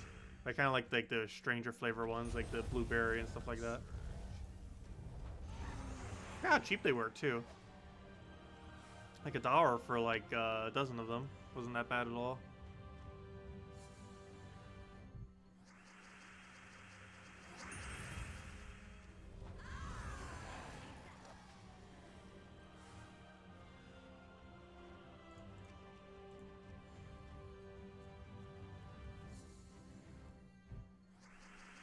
Yeah, I really like Thanksgiving food.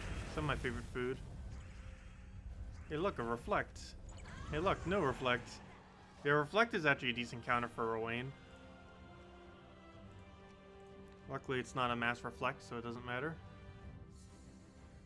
Yeah, I ate before the stream, so luckily it's not making me hungry. Though it almost makes me want to go get a candy cane real quick now.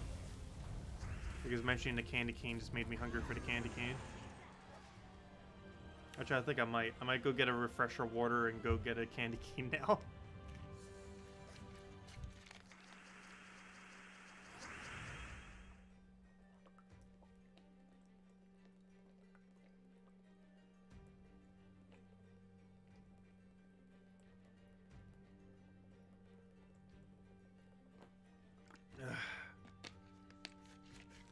Okay, I'll be back in 1 minute.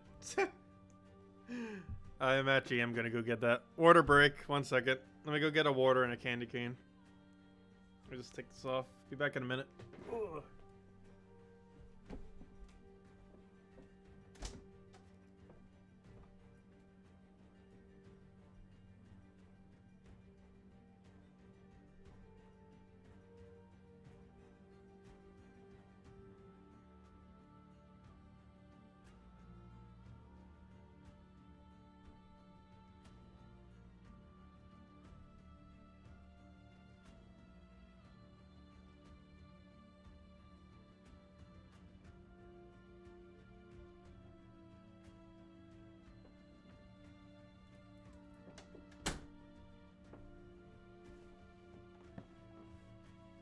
Okay, we're back. And I've got water and a candy cane.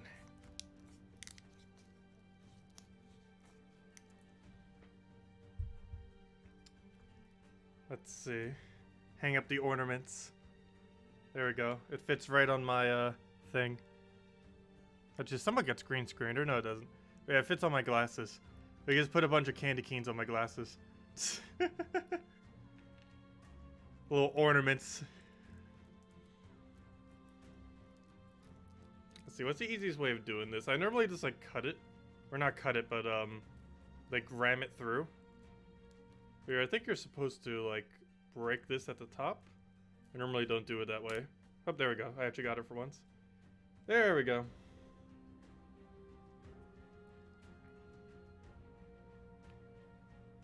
Oh no, now it doesn't want to go down any further though. Fail. If I could get it. There we go.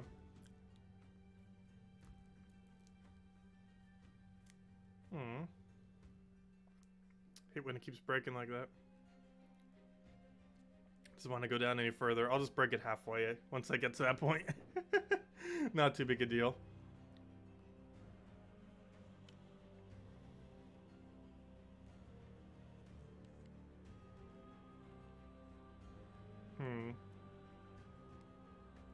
How do I hold it and play at the same time? There we go.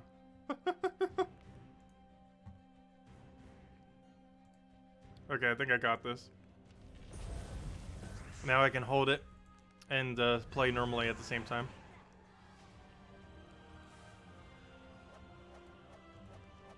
This is such a weird setup. I don't even know what my hand is doing right now, but it's working.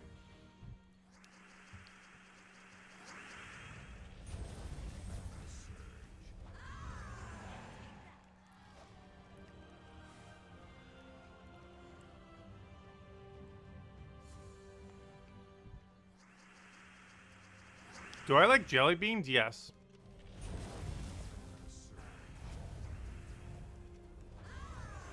I never did try the Bean Boozled thing, but I do like normal jelly beans. I haven't ate them for a while, though. I feel like a lot of places don't sell jelly beans anymore.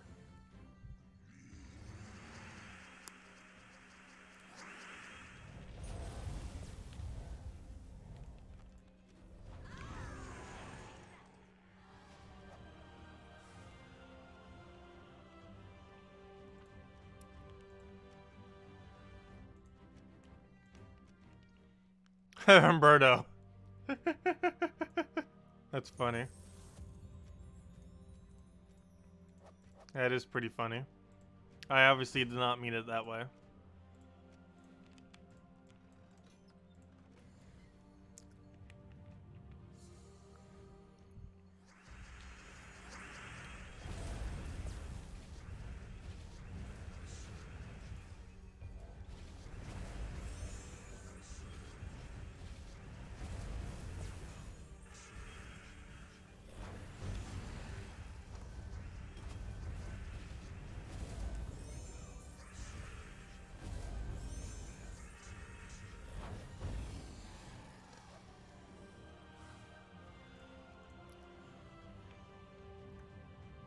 Highlight of your day.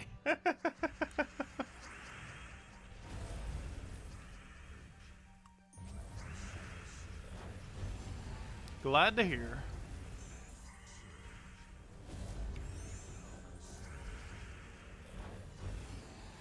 Definitely took it the wrong way.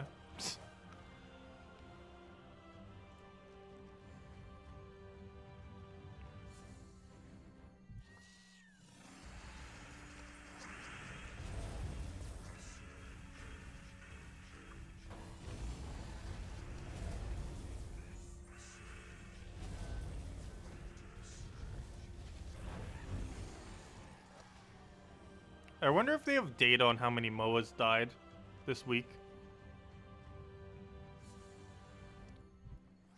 If I had to guess a number, it's probably in like the multi-millions. I want to say somewhere around 300 million MOAs probably died this week for the sake of gold.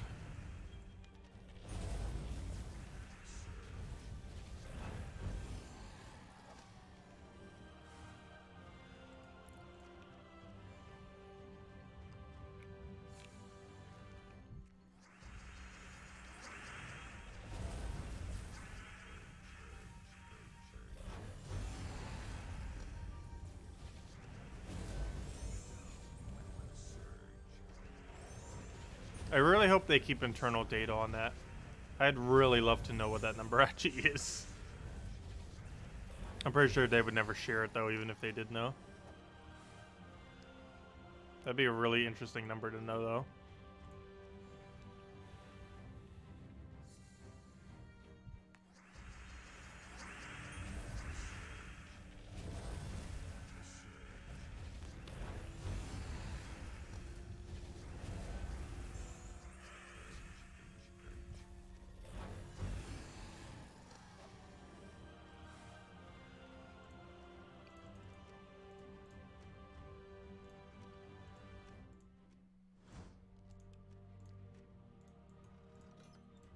Oh, I did not mean to use that team. But since we already have it selected, I might as well go and use it.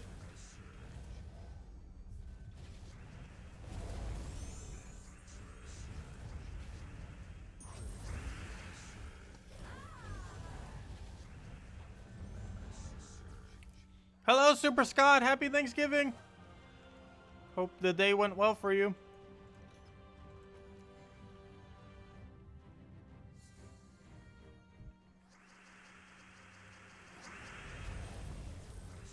Stop eating turkeys. Only eat moas.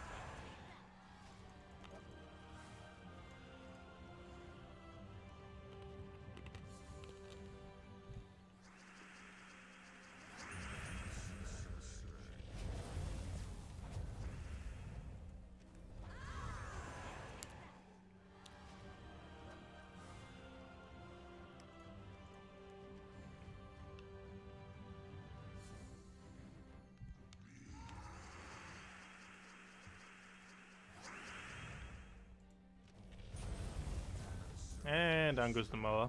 It's always funny whenever a Moa comes in because he ends up bleeding his entire team because of our trait that we have. Because whenever an enemy dies, we get bleed on all of them. And a Battle Crusher coming into a battle does count as a kill. Oh, Glory Gnome. Please be 1,000 Glory. Exactly so. Nice. And level 17. Very nice.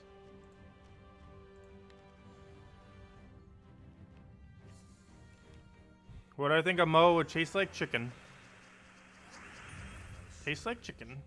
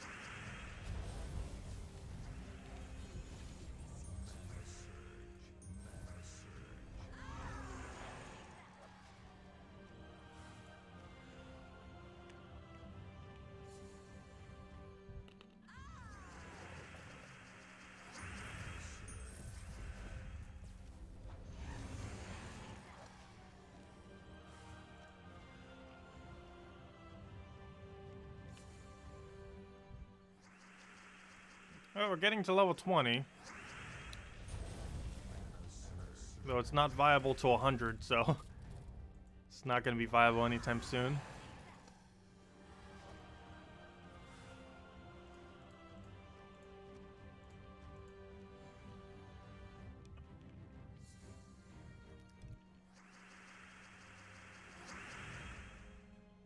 What does the new weapon do? It does double damage versus bleeding enemies and has a 10% instant kill chance plus 2% per Doom Skull. It's a relatively useless weapon.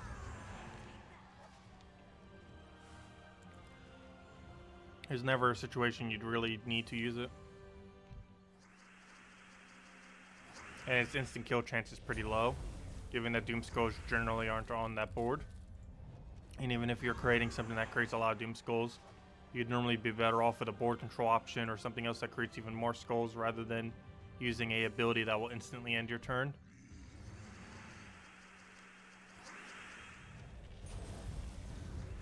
Yeah, it's a really bad weapon. And the class itself is pretty bad as well. It's basically just a repeat of Warlord character class.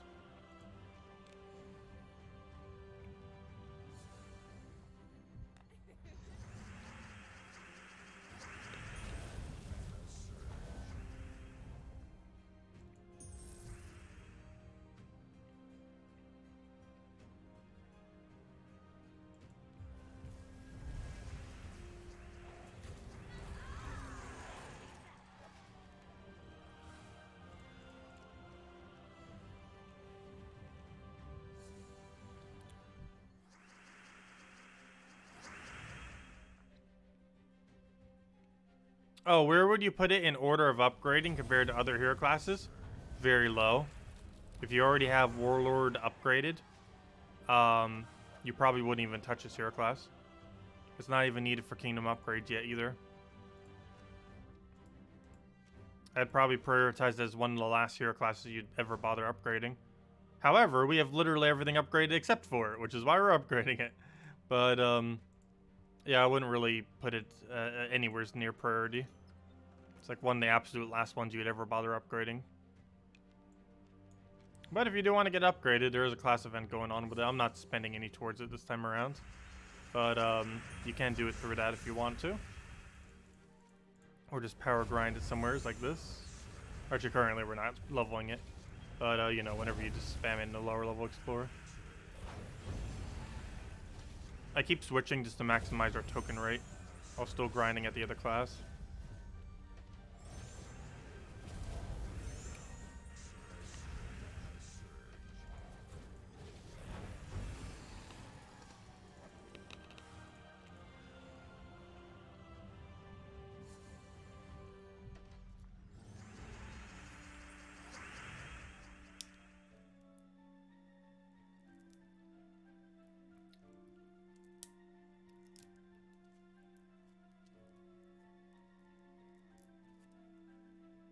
Oh no, the plastic's not coming off the other side.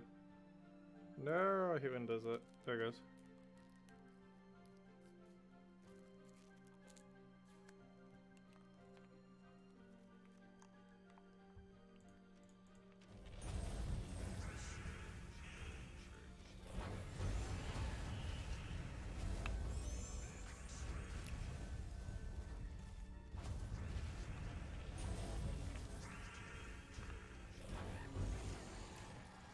What is your... Oh gosh, I can't talk with this in my mouth. Whoops, 1 second. There's no way I can properly talk with this. It sounds really weird.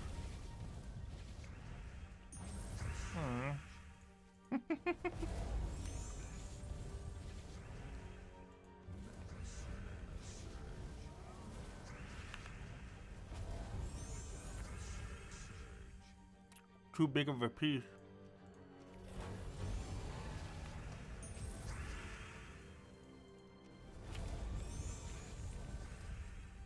Anyways, I needed to like suck on it until it could be broken in my mouth. But anyways, what was I doing? What is your opinion? Ranking of Divine Protector, Rope Dart, and Sky Hero. Rope Dart's the best, Divine Protector second best, Sky Hero's third best. All 3 of them are decent weapons though. But based on overall usefulness and effectiveness, it's Rope Dart, then Divine Protector, then Sky Hero.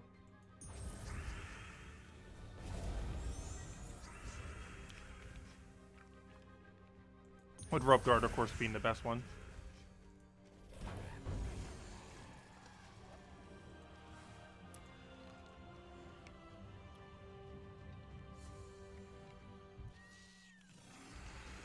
Yeah, Slayer does have a pretty cool name.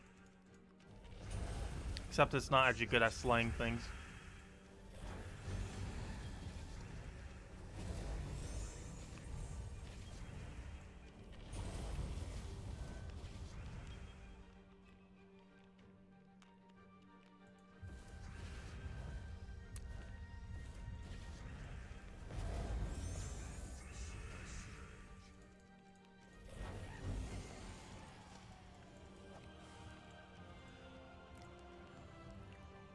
Yeah, the weapon technically slays, in that it has an instant kill chance on it, attached to it.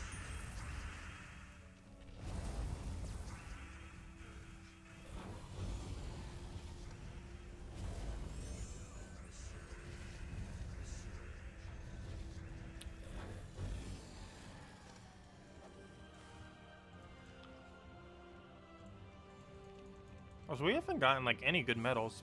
0 Anu, 0 Nisha. Entire stream.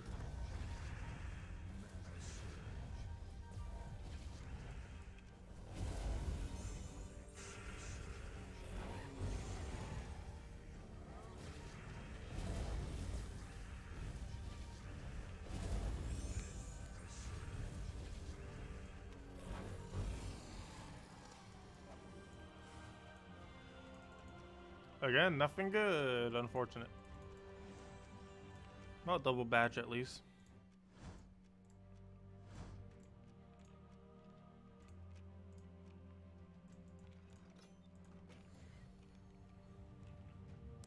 Am I doing okay? Of course.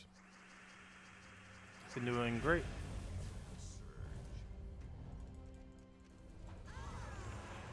That one duplicate troop, that's funny. Almost forgot about that. Almost forgot that Mirrored Hall is actually associated to this kingdom.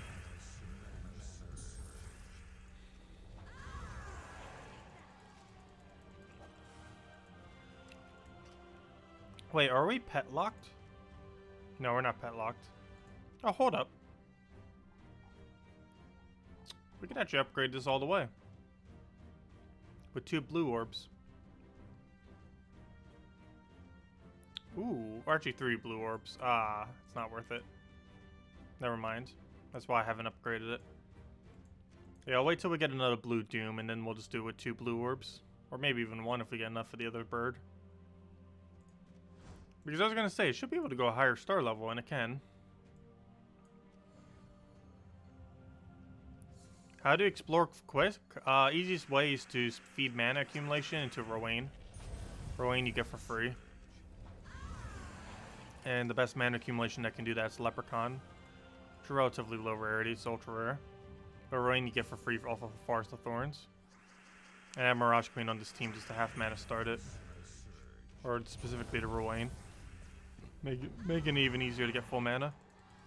And the hero's just there to tank for the most part. Since obviously you don't use Rowan in the first slot, otherwise it would lose armor value.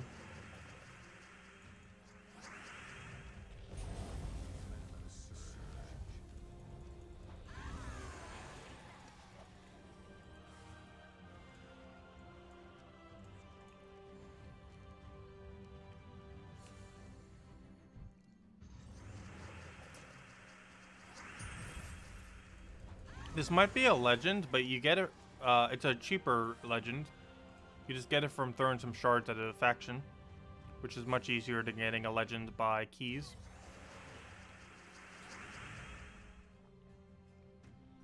Oh no, I expected his hero class to be bad.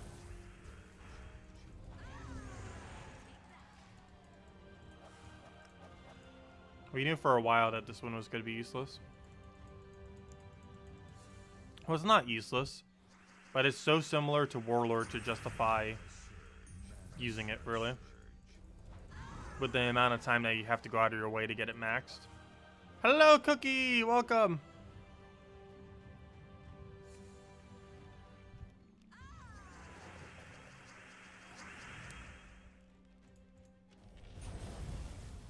Yeah, the bird is still legendary. That was the one that came out on early July. I remember because I was away in Chicago at the time.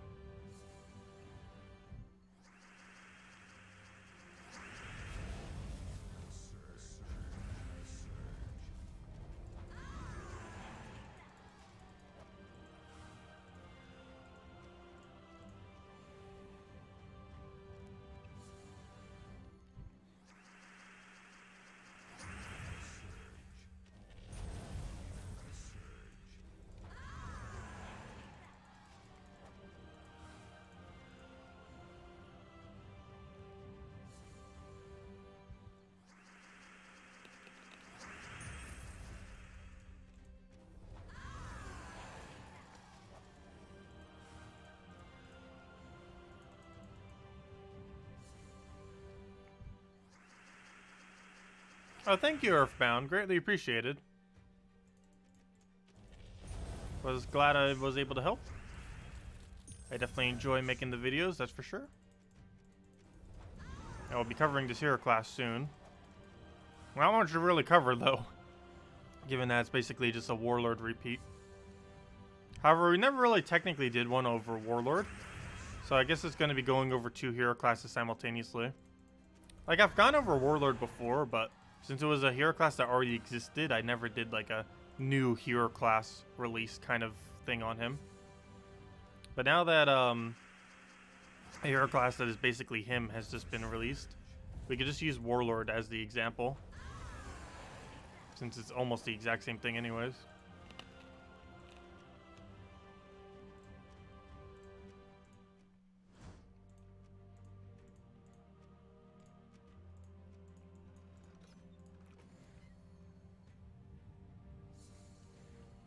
When's the next faction coming? 2 Fridays from now. Not next Friday, but the following Friday. So basically 2 weeks from now.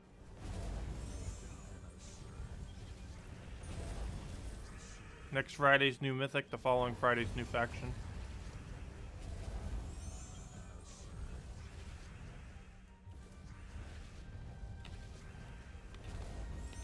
And of course, this Friday's new hero class.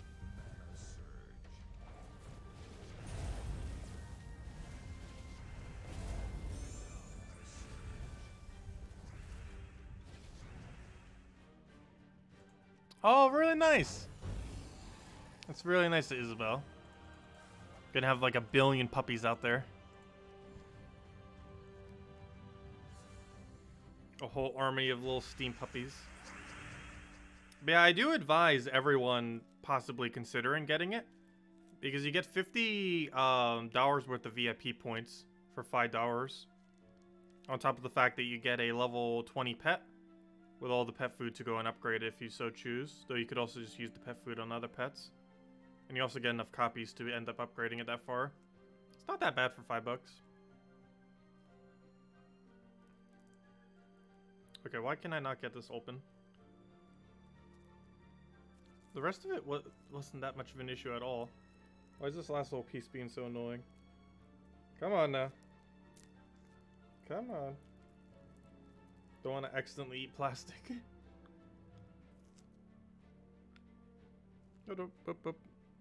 Why is it so slippery there? That's weird.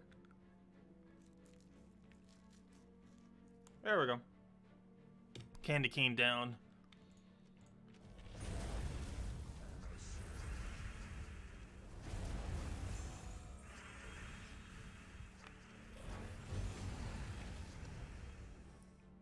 Do you buy the game, do you buy the pet in-game or on Steam? You have to do it via Steam. To get there, let's see, how would you get there?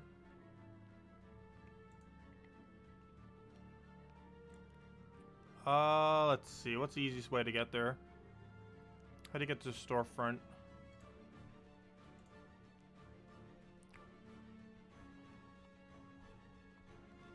Huh, how do you get to the storefront off of that? I know there's the easy way on the other page, but I kind of wanted to show it from here.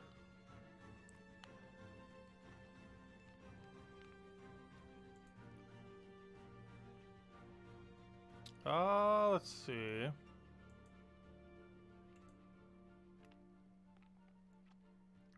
Huh. Thought there was a way to do so from this side. Maybe there's not. Huh.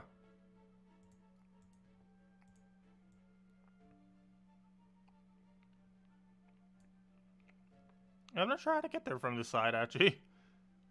Not 100% certain. But it's on the store page, is the bottom line.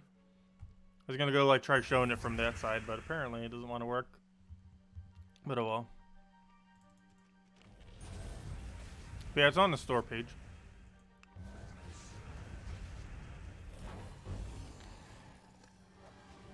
I know how to get there through Steam. Like, you know, on the actual Steam side. I just assumed you could get there that way too. Apparently not. Yeah, the easiest way to get there is just go to Steam and search Gems of War. And then boom, you're already there.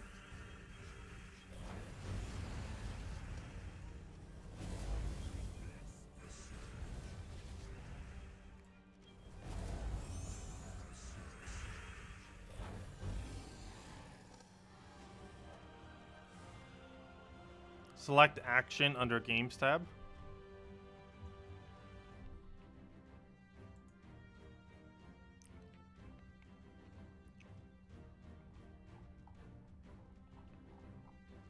Oh yeah, if you do it on the other section. This is a different part of Steam though. But yeah, I know how to get there through the other side of Steam. That's just not the normal side of Steam because it's the user interface for when you're in a game. But I can get there in seconds through the other method.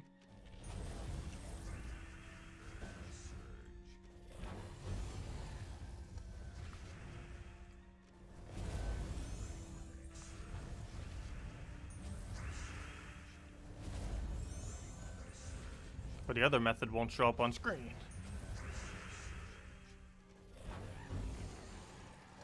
Steam Pup is best pup. It is pretty adorable.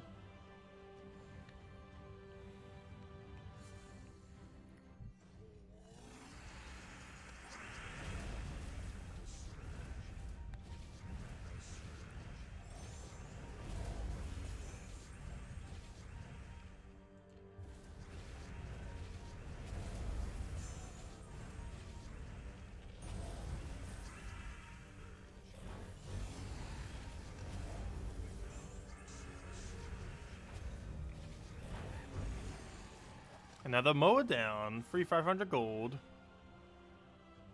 I've probably gained over 100,000 gold this week just off of mowers. If not more. Pretty sure we have. How many mows would that be? 200, right? Yeah, that'd be 200 mowers. Pretty sure we killed 200 mowers. Definitely killed a lot of mowers, that's for sure.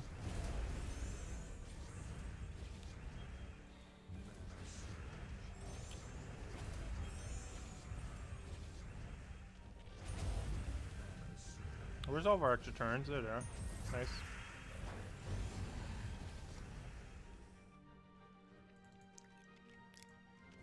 Tacet with his bird army and you with your pup army. That's funny.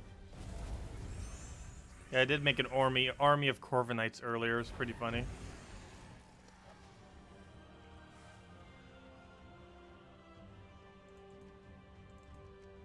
And we still don't get any good tokens. Our luck has been really bad today with tokens. Gnome luck has been decent though, even though it's not even a gnome event. But of course we can still get gnomes. We already got 1,000 glory drop. Which that alone is already insanely good for the hour. So 1,000 glory is pretty much an hour's worth of glory.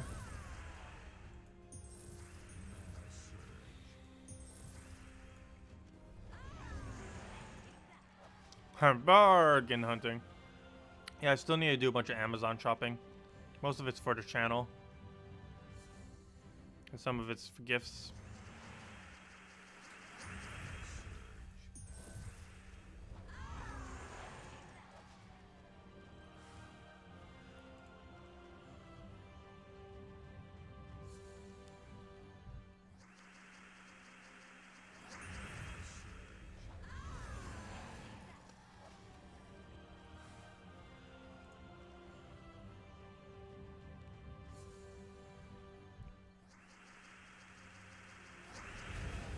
And then we wipe it again. Good to go.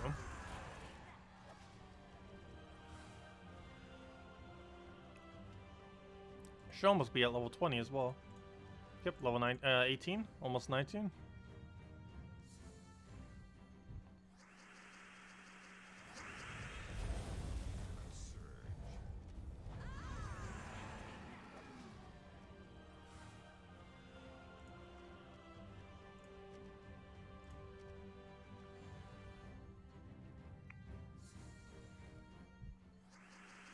I still need to find some other good deals that are out there.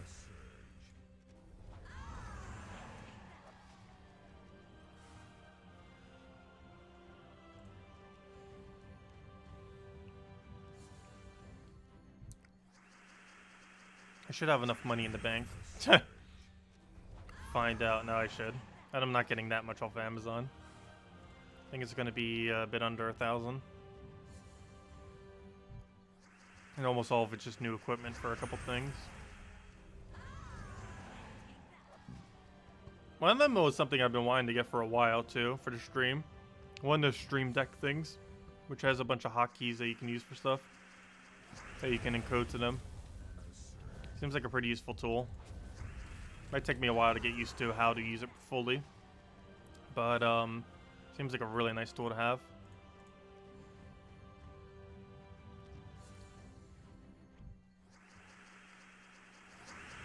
They're actually out of stock, but you can still buy it and just get it later.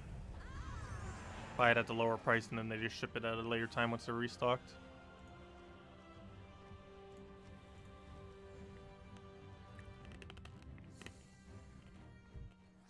Yep, Isabel joined my group for Steam. Nice.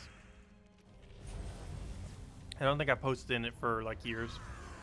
It's kind of a group that was created just for the fun of it. And then not much was ever really done with it.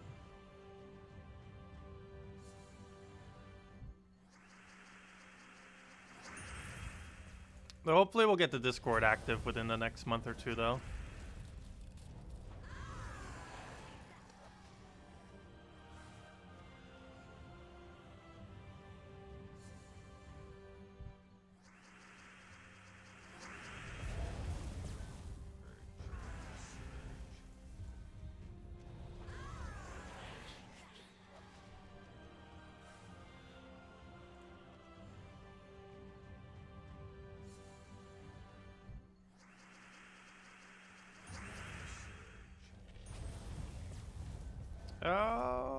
What do we grab here? I'll take the green for now and just throw our wing and go from there.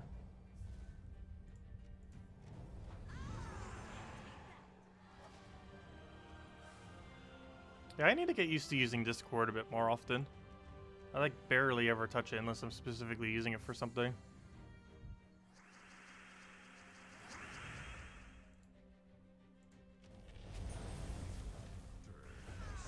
I don't know, any kind of social related platform I tend to not use as often.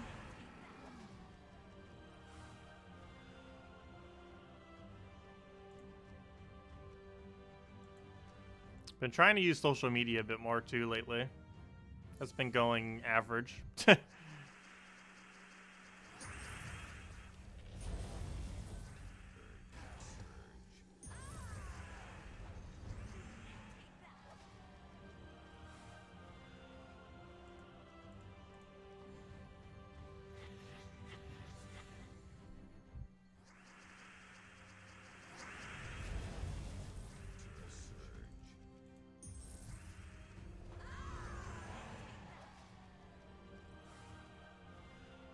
Did we ever get that 19 on it yet?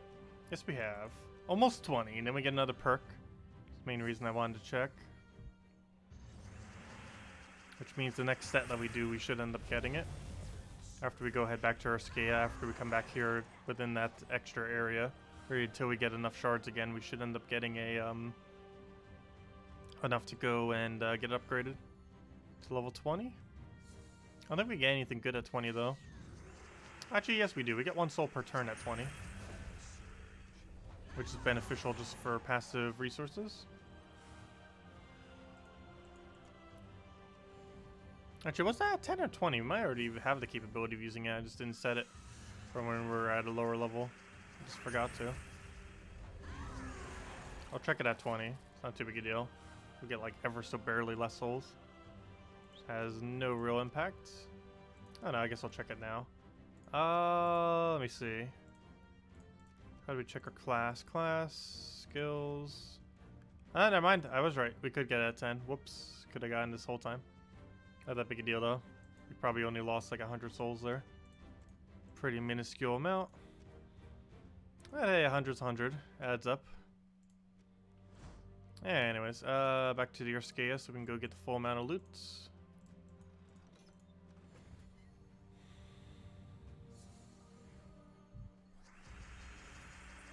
Yeah, this is basically how you do hero class farming if you still want to do token grinding.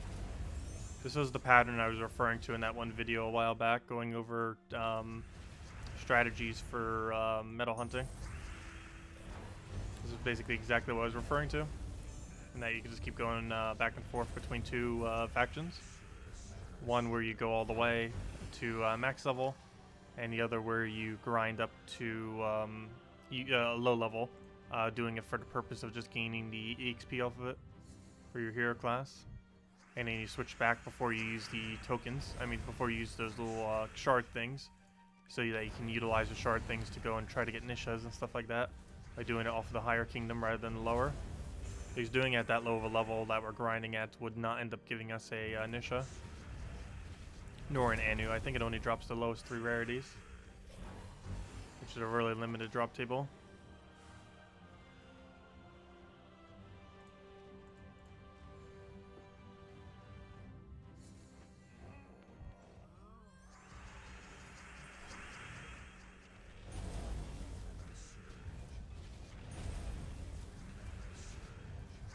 I was about to go cast. I always hate when I do that. Luckily I didn't actually do it, but always annoying wasting the cast like that. Scorpius doing nothing with a double hit rather than a double kill.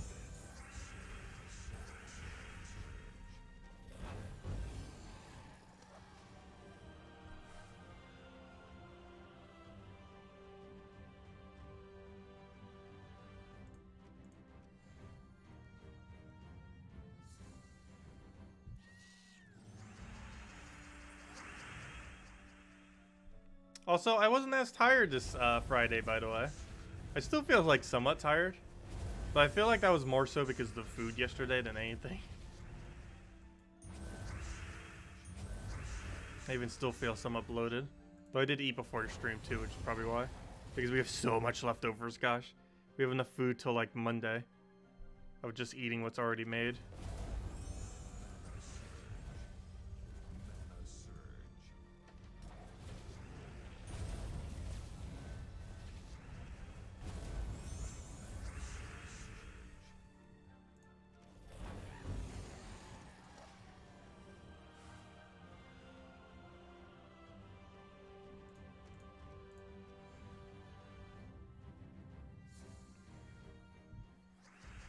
Oh, I'll take that for now.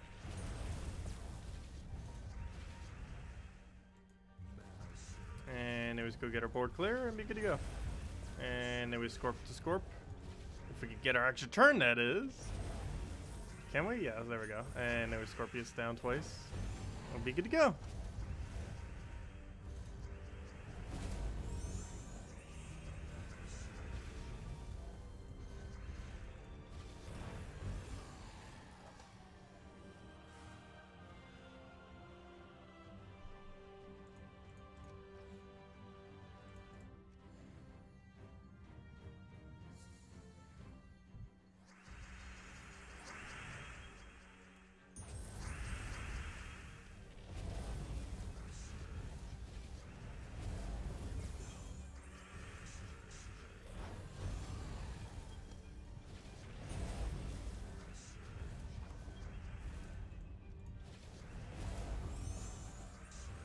And it'll be down already. If I could get it. There we go.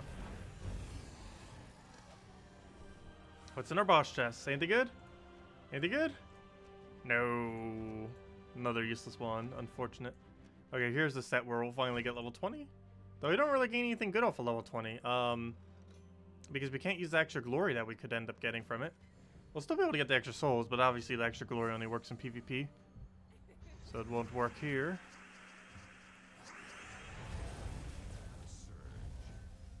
And your turn. There you go.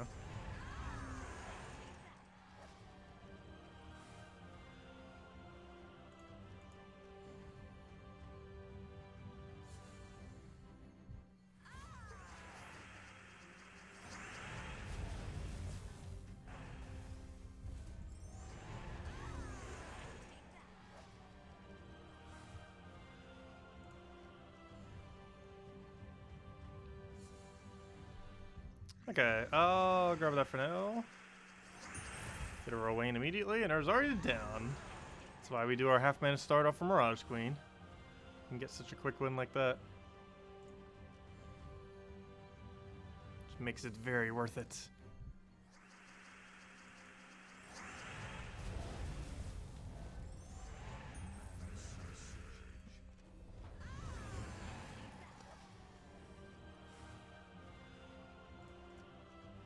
Which troop looks the coolest? That is extremely subjective. I don't know. I really like Dragon Soul. Still one of my somewhat favorites. Or, you know, one of my more favorite ones. Not sure why I would place his absolute highest these days.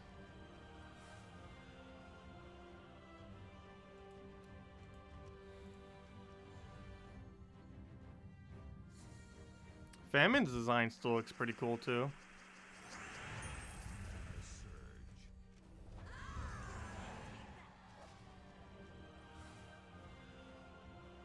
What is that lag? There we go.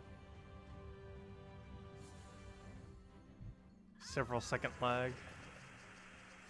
Better than several minute lag.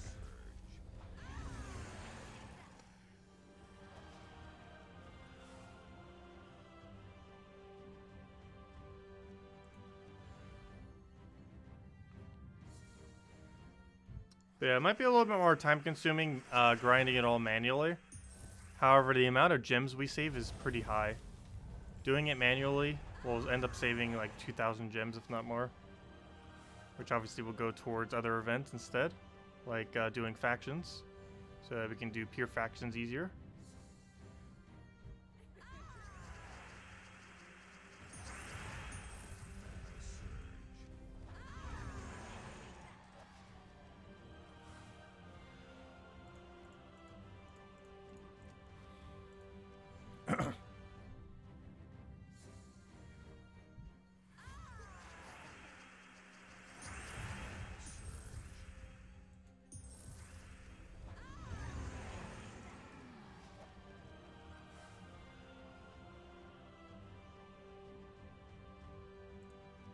Too bad there's not a way to do all these at a lower level, but then do the final thing at a higher level. Like, still give the shard amount based on the lower amount.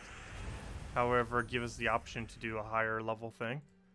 Because if that was a thing, what we would actually do is do them all on like what we're doing right now, difficulty 3. But then, of course, switch it to difficulty 12 for when we do the final battle. And it would still pay us out the shards of the lower one, but it would give us the loot of the higher one for when we actually go and use those shards. I don't think it would be too broken, given that you can already do the same thing just 2 minutes slower. Not to mention,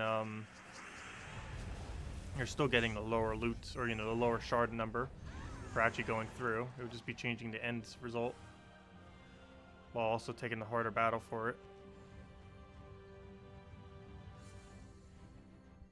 Be way more convenient that way, because then you wouldn't have to switch as much.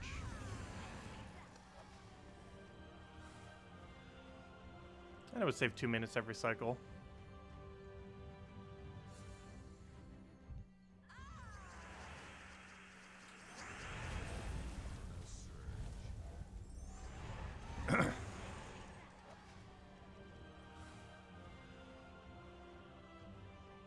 Oh, we might need to restart the game. Gosh, we're getting such large lag spikes.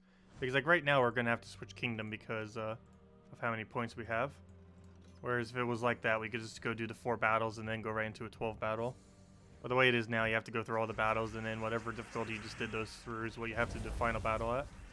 So instead you have to go and switch to a whole nother kingdom, do it at the higher difficulty, do those 4 battles, and then you can go do your level 12 battle.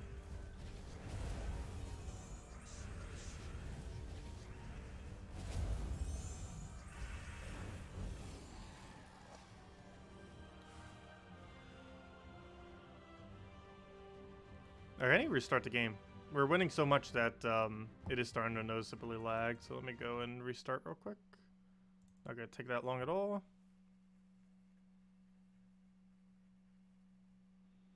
Would it be better just to save your shards until you use them?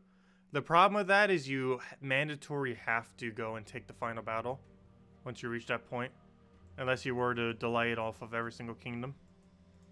But it forces you to have to use your shards. You can go and bypass that slightly by doing it to a different kingdom. But for that specific kingdom, you'd have to get any further.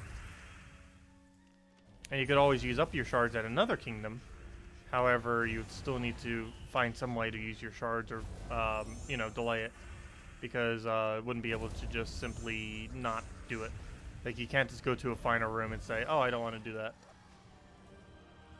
And then just restart the set. That is not possible.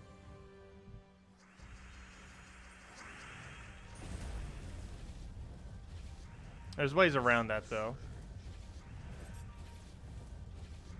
And the 2 ways around it, of course, is just using up all your points at a different kingdom, or simply just going and doing different kingdoms until you run out of different kingdoms to do it at.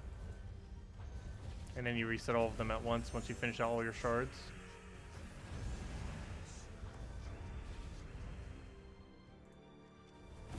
Hello, Medieval. Welcome.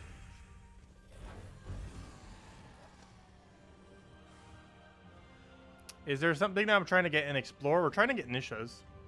Nisha tokens. We're also trying to power level the hero class while farming for them. Which is why we're doing the weird alternation thing.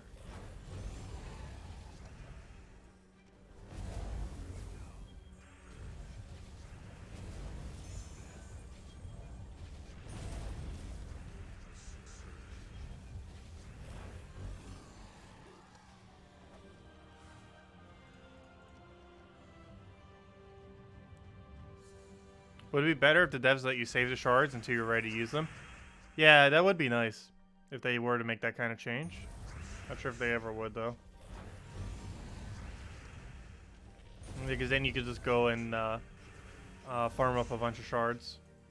And then just go spam them at for rewards later. Almost using them like keys, where you have to do a battle. It would almost be like vault keys in that regard.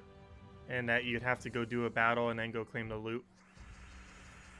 Yeah, actually, it would basically become the equivalent of vault keys at that point, if they were to make it like that, where you could delay as many 100 shards as you want till a later point in time, and then you just come back later to do a bunch of fights, and then you get a reward chest for each one.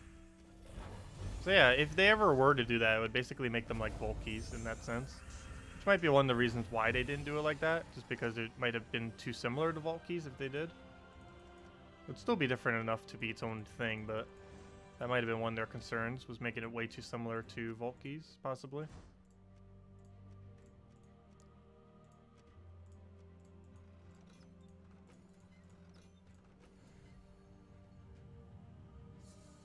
Wait, what's the uh-oh? Hello, Dimeed, welcome. What, did the stream cut off for a second? I wasn't looking at the screen at the time, but it shows it's perfectly fine right now. Yeah, we haven't really been having disconnection issues, luckily, ever since we got the new internet and new computer. Everything seems to be in tip-top shape.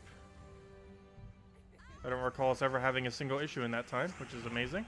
Feels so good not having to constantly worry about my voice cutting out or the stream just cutting out of nowhere, or stream having to be canceled just because it doesn't want to stay up. Now it's works perfectly fine, which is amazing. It's like, it works as intended. Good job. That's above average, apparently.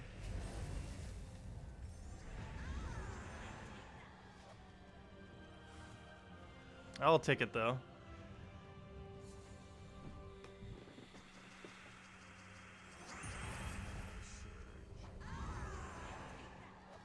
Why am I trying to get these tokens? Because we need Nishas in order to create badges of Nisha, which we need to create medals of Nisha.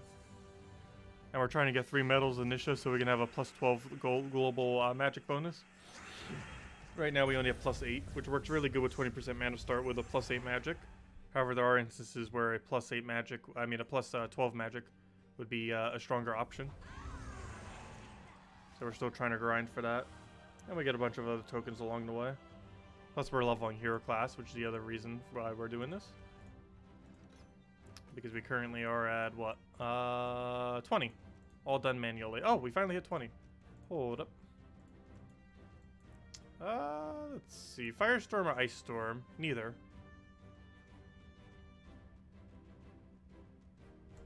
Yeah, we actually go neither. The +1 glory we can't even use right now. However, for this team composition... Oh no, I guess Blue Storm might be okay. Though the other team doesn't need Blue Storm, which is the problem. So I think we're just going to go without a Storm.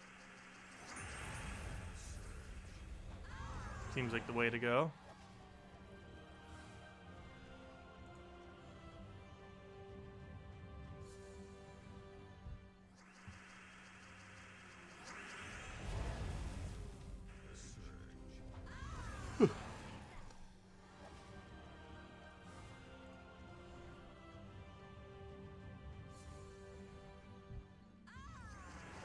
Nice, another mo.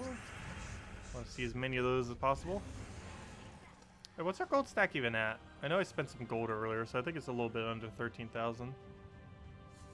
Oh, we can actually see our gold on that other menu. Couldn't see it in between, but let's see what it is after this.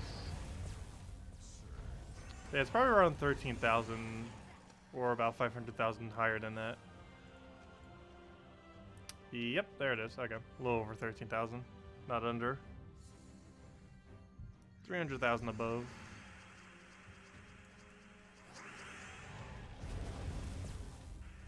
But I guess that number was technically correct because I was probably looking at it prior and just remembering it. Because that's probably where it was like at the beginning of the stream. It was a little under 13,000. Of course, we get a decent amount of gold from doing what we're doing. Not as much if we were just spamming 12s, but still a pretty substantial amount. Too bad that weapon's not enough to wipe. But that is.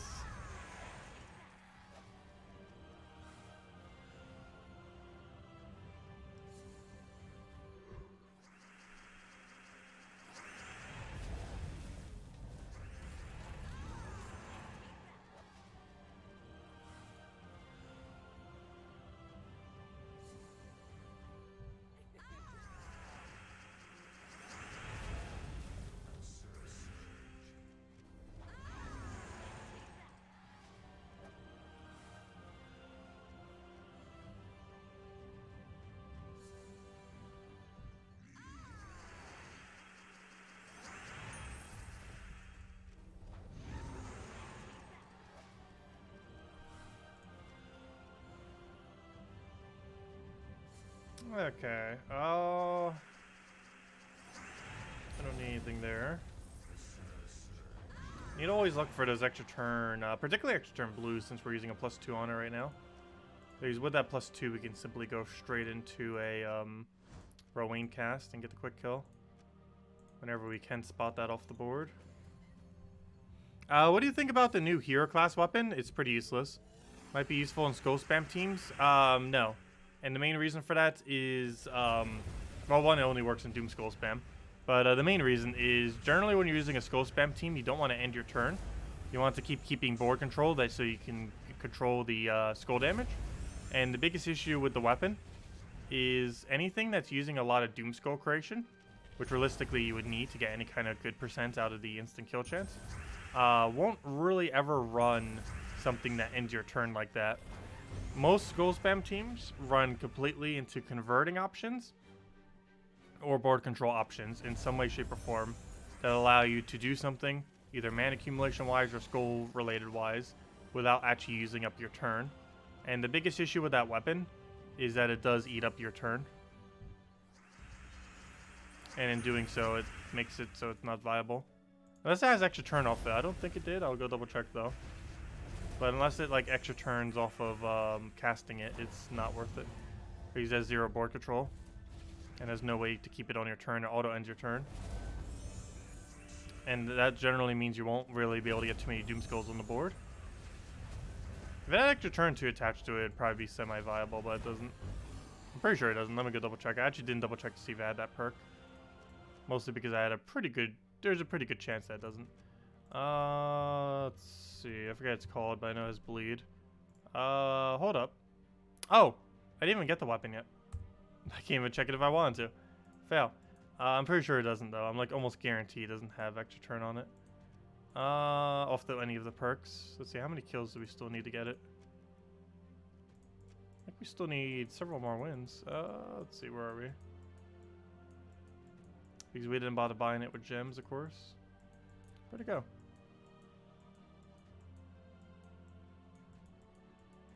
There it is. Starting to get more levels that I can't even find it. Class info is what I want. We would need 53 more wins in order to get to that point.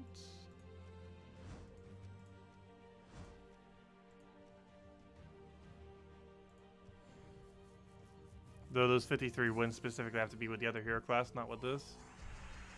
Because we were trying it with the hero class here earlier and it wasn't really working out.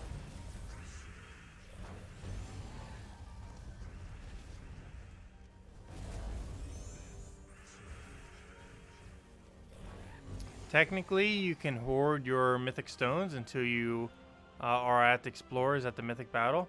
You've done it before and had over 400. Yes, it is possible to stack your stones. You can actually get as high as about 3,000 shards. And the way that you would do that is off of, actually probably even more than 3,000. No, actually probably closer to 3,000, yeah. But you can get about 3,000 shards by doing level 12 in every single kingdom. And then stopping right before you do the final battle.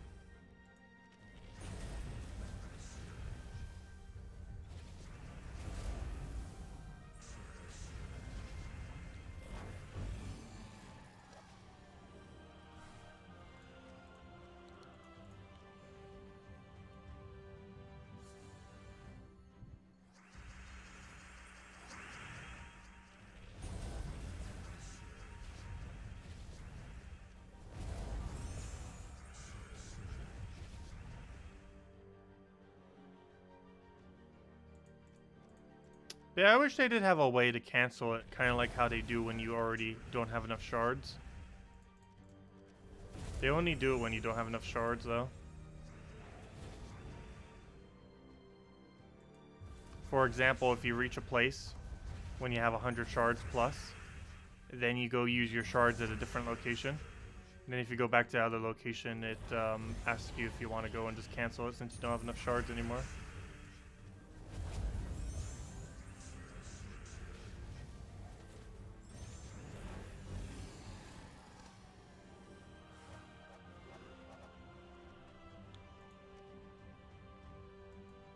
Yeah, like right here, having a cancel option would be cool. And then you could just stack them up.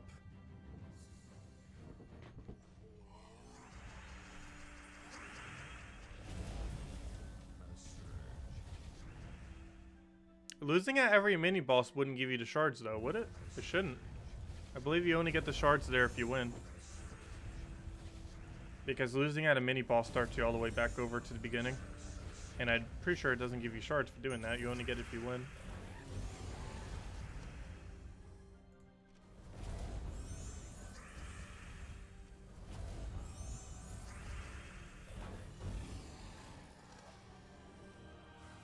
Boss chest. Anything good in there? No. That's to be expected, unfortunately.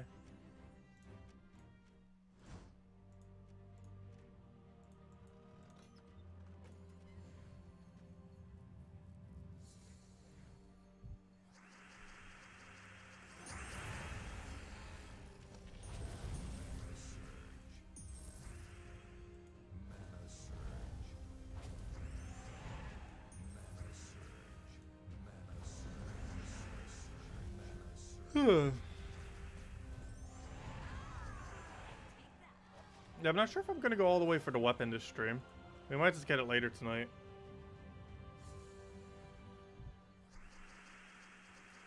It's a rather useless weapon, which is the main reason why I say that. Like, I'm in no, like, real rush for it for the most part.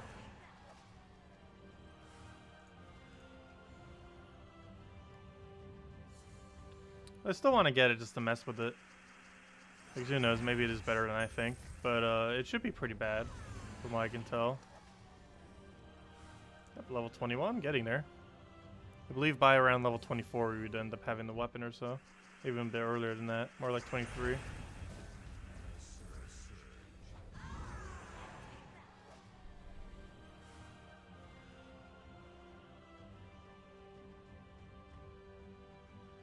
Wait, you get half the shards for losing? At that location? I guess that would explain why I got more shards at that one point. When I end up doing that. Interesting. Though getting half makes that quite a bit less relevant though. Compared to getting a full amount. But it is interesting that it gives half for a loss. I always thought it was just 0.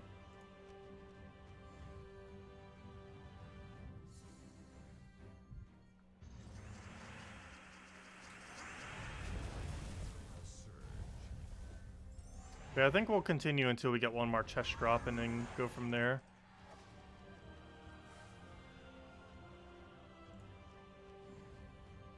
As it is Black Friday, I do still have some shopping I need to go do. Although I'm not going physically anywhere, but there's a lot of things online I need to keep an eye on. Because I'm probably going to be able to save several $100 today.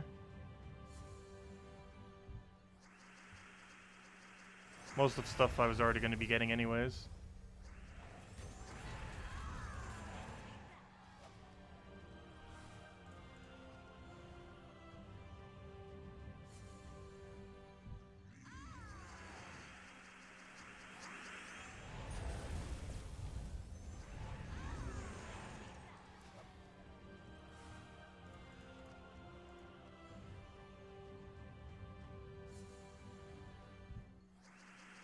Yeah, it wouldn't be worth it to do it on purpose, of course.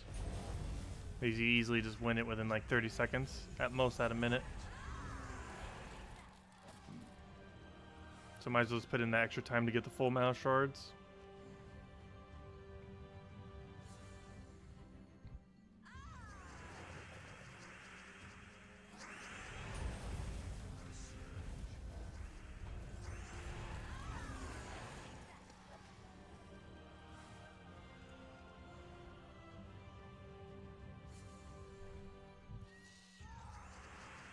Wait, you even know what the cap is? It only goes to 9,999. I'm actually surprised they put a cap on it.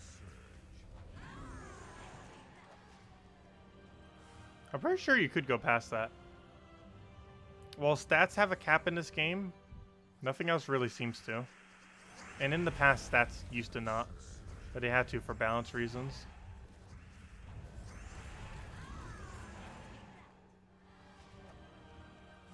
Kind of funny because they did that for balance reasons even before troops were like realistically getting there. Though it was possible to reach literal infinite stats with Brian the Lucky at one point in the game. It's pretty funny. And by infinite I mean like literally in the numbers so big that you can't even like say what they are. Like over 1 trillion. Like multiple digit long. Like 20, 30 digit long numbers. It's pretty funny. Oh, there we go. Let's go take our tribute and clear out Earthscale one last time. And see if we get any good chests, hopefully. Come on, one Nisha. Make this stream worth it. Give us something juicy. Give us something very juicy. We got really bad luck on tokens today. Everything else has been going pretty smooth, but tokens not so much. Especially given that we were primarily grinding it. Of course, we were also doing the hero class, but, you know, one of the main goals for progression, of course, is getting more of those tokens. And while we have been getting more tokens, we're just not getting good rarity ones. No Anus, no Nishas. Unless they can prove me wrong with both in this final chest. Or maybe our first ever double Nisha. Which is excessively rare to happen, especially a triple Nisha. Triple Nisha is not necessarily lottery odds, but, sure feels like it. Very, very rare. Not even sure if there's a screenshot yet of anyone legitimately getting 3 Nishas simultaneously. All for one chest. I haven't seen one yet. I'm pretty sure someone has at some point. They just didn't screenshot it or post it or something.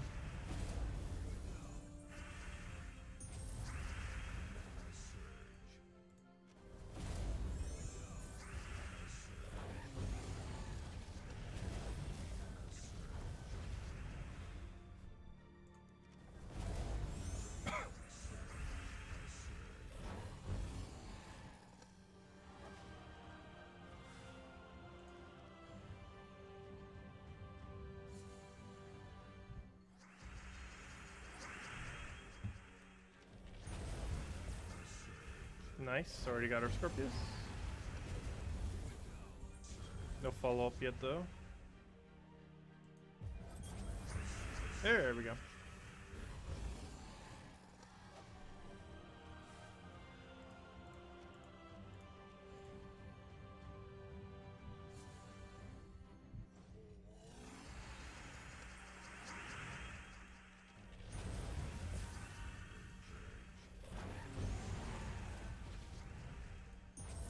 Oh, we got a mountain for now.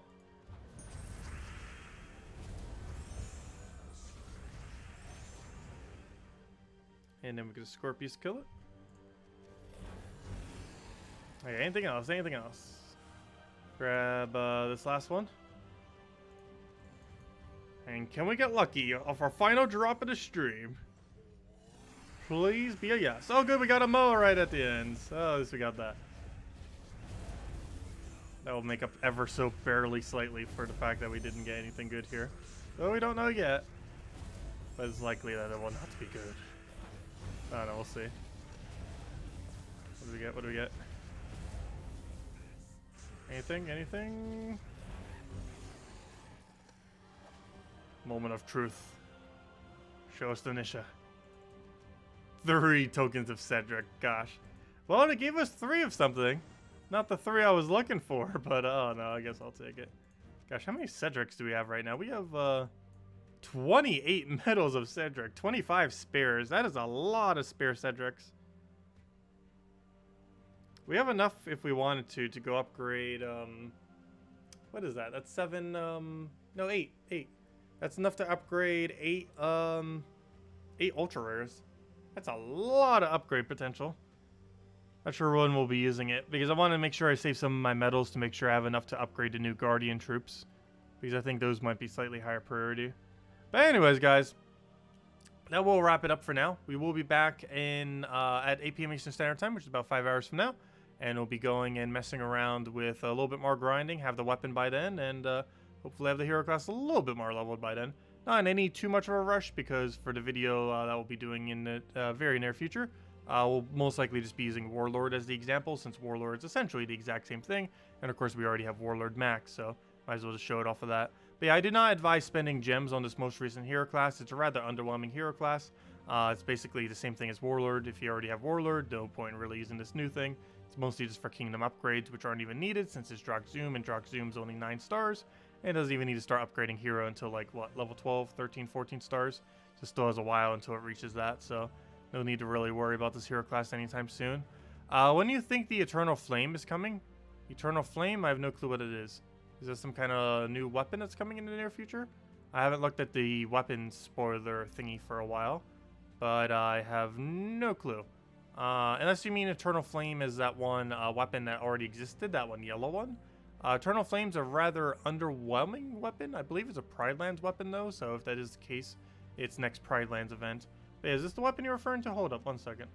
I think I know what weapon you're referring to. It's that one yellow weapon that has like that burn and red creation. Yeah, Eternal Flame. Eternal Flame will be the next Divining Fields event. So the next time we have a Divining Fields event, you'll be able to get Eternal Flame in Soulforge.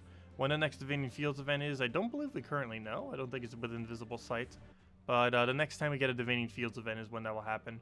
I just don't know for sure if we know when the next Divining Fields event is, but when we ever do find out, that's when Eternal Flame will be available again if you're looking to go and get it. It's an okay weapon. At one point it was actually the meta, back when it was a 6 mana cost weapon and it had a higher gem spawn. But in the current state of the game, it's, I don't know, I wouldn't really bother using it. It's a rather average option. But it's kind of interesting in that you get to specifically create a red and then spawn a bunch more reds, which makes it really easy to gain extra turns. Since, of course, if you have like a 1, a space, and then another 2 of like red or something, you can end up getting a guaranteed extra turn. Also getting more gem spawn that might make it into a 5 times, as well as give you mana in other locations. So it's an interesting weapon concept. It just is a really, really dated weapon. It's like, what, 4.5 years old, and ends up getting nerfed like 3 years ago, and since then has been pretty much useless since then. Maybe not useless, but, you know, a lot less viable than it once was. But, I don't know, I guess this is an okay pickup. For an ultra rare weapon, it's pretty solid. It's probably one of the best, or at least better, ultra rare weapons. Definitely pretty high up there, as far as the ultra rares are concerned. But anyways, guys, I will catch all of you later. Thank you so much for stopping by. I hope you all have a wonderful rest of your holiday and a happy Black Friday. Other than that, as I mentioned, we'll be back in about 5 hours from now for more Gems of War.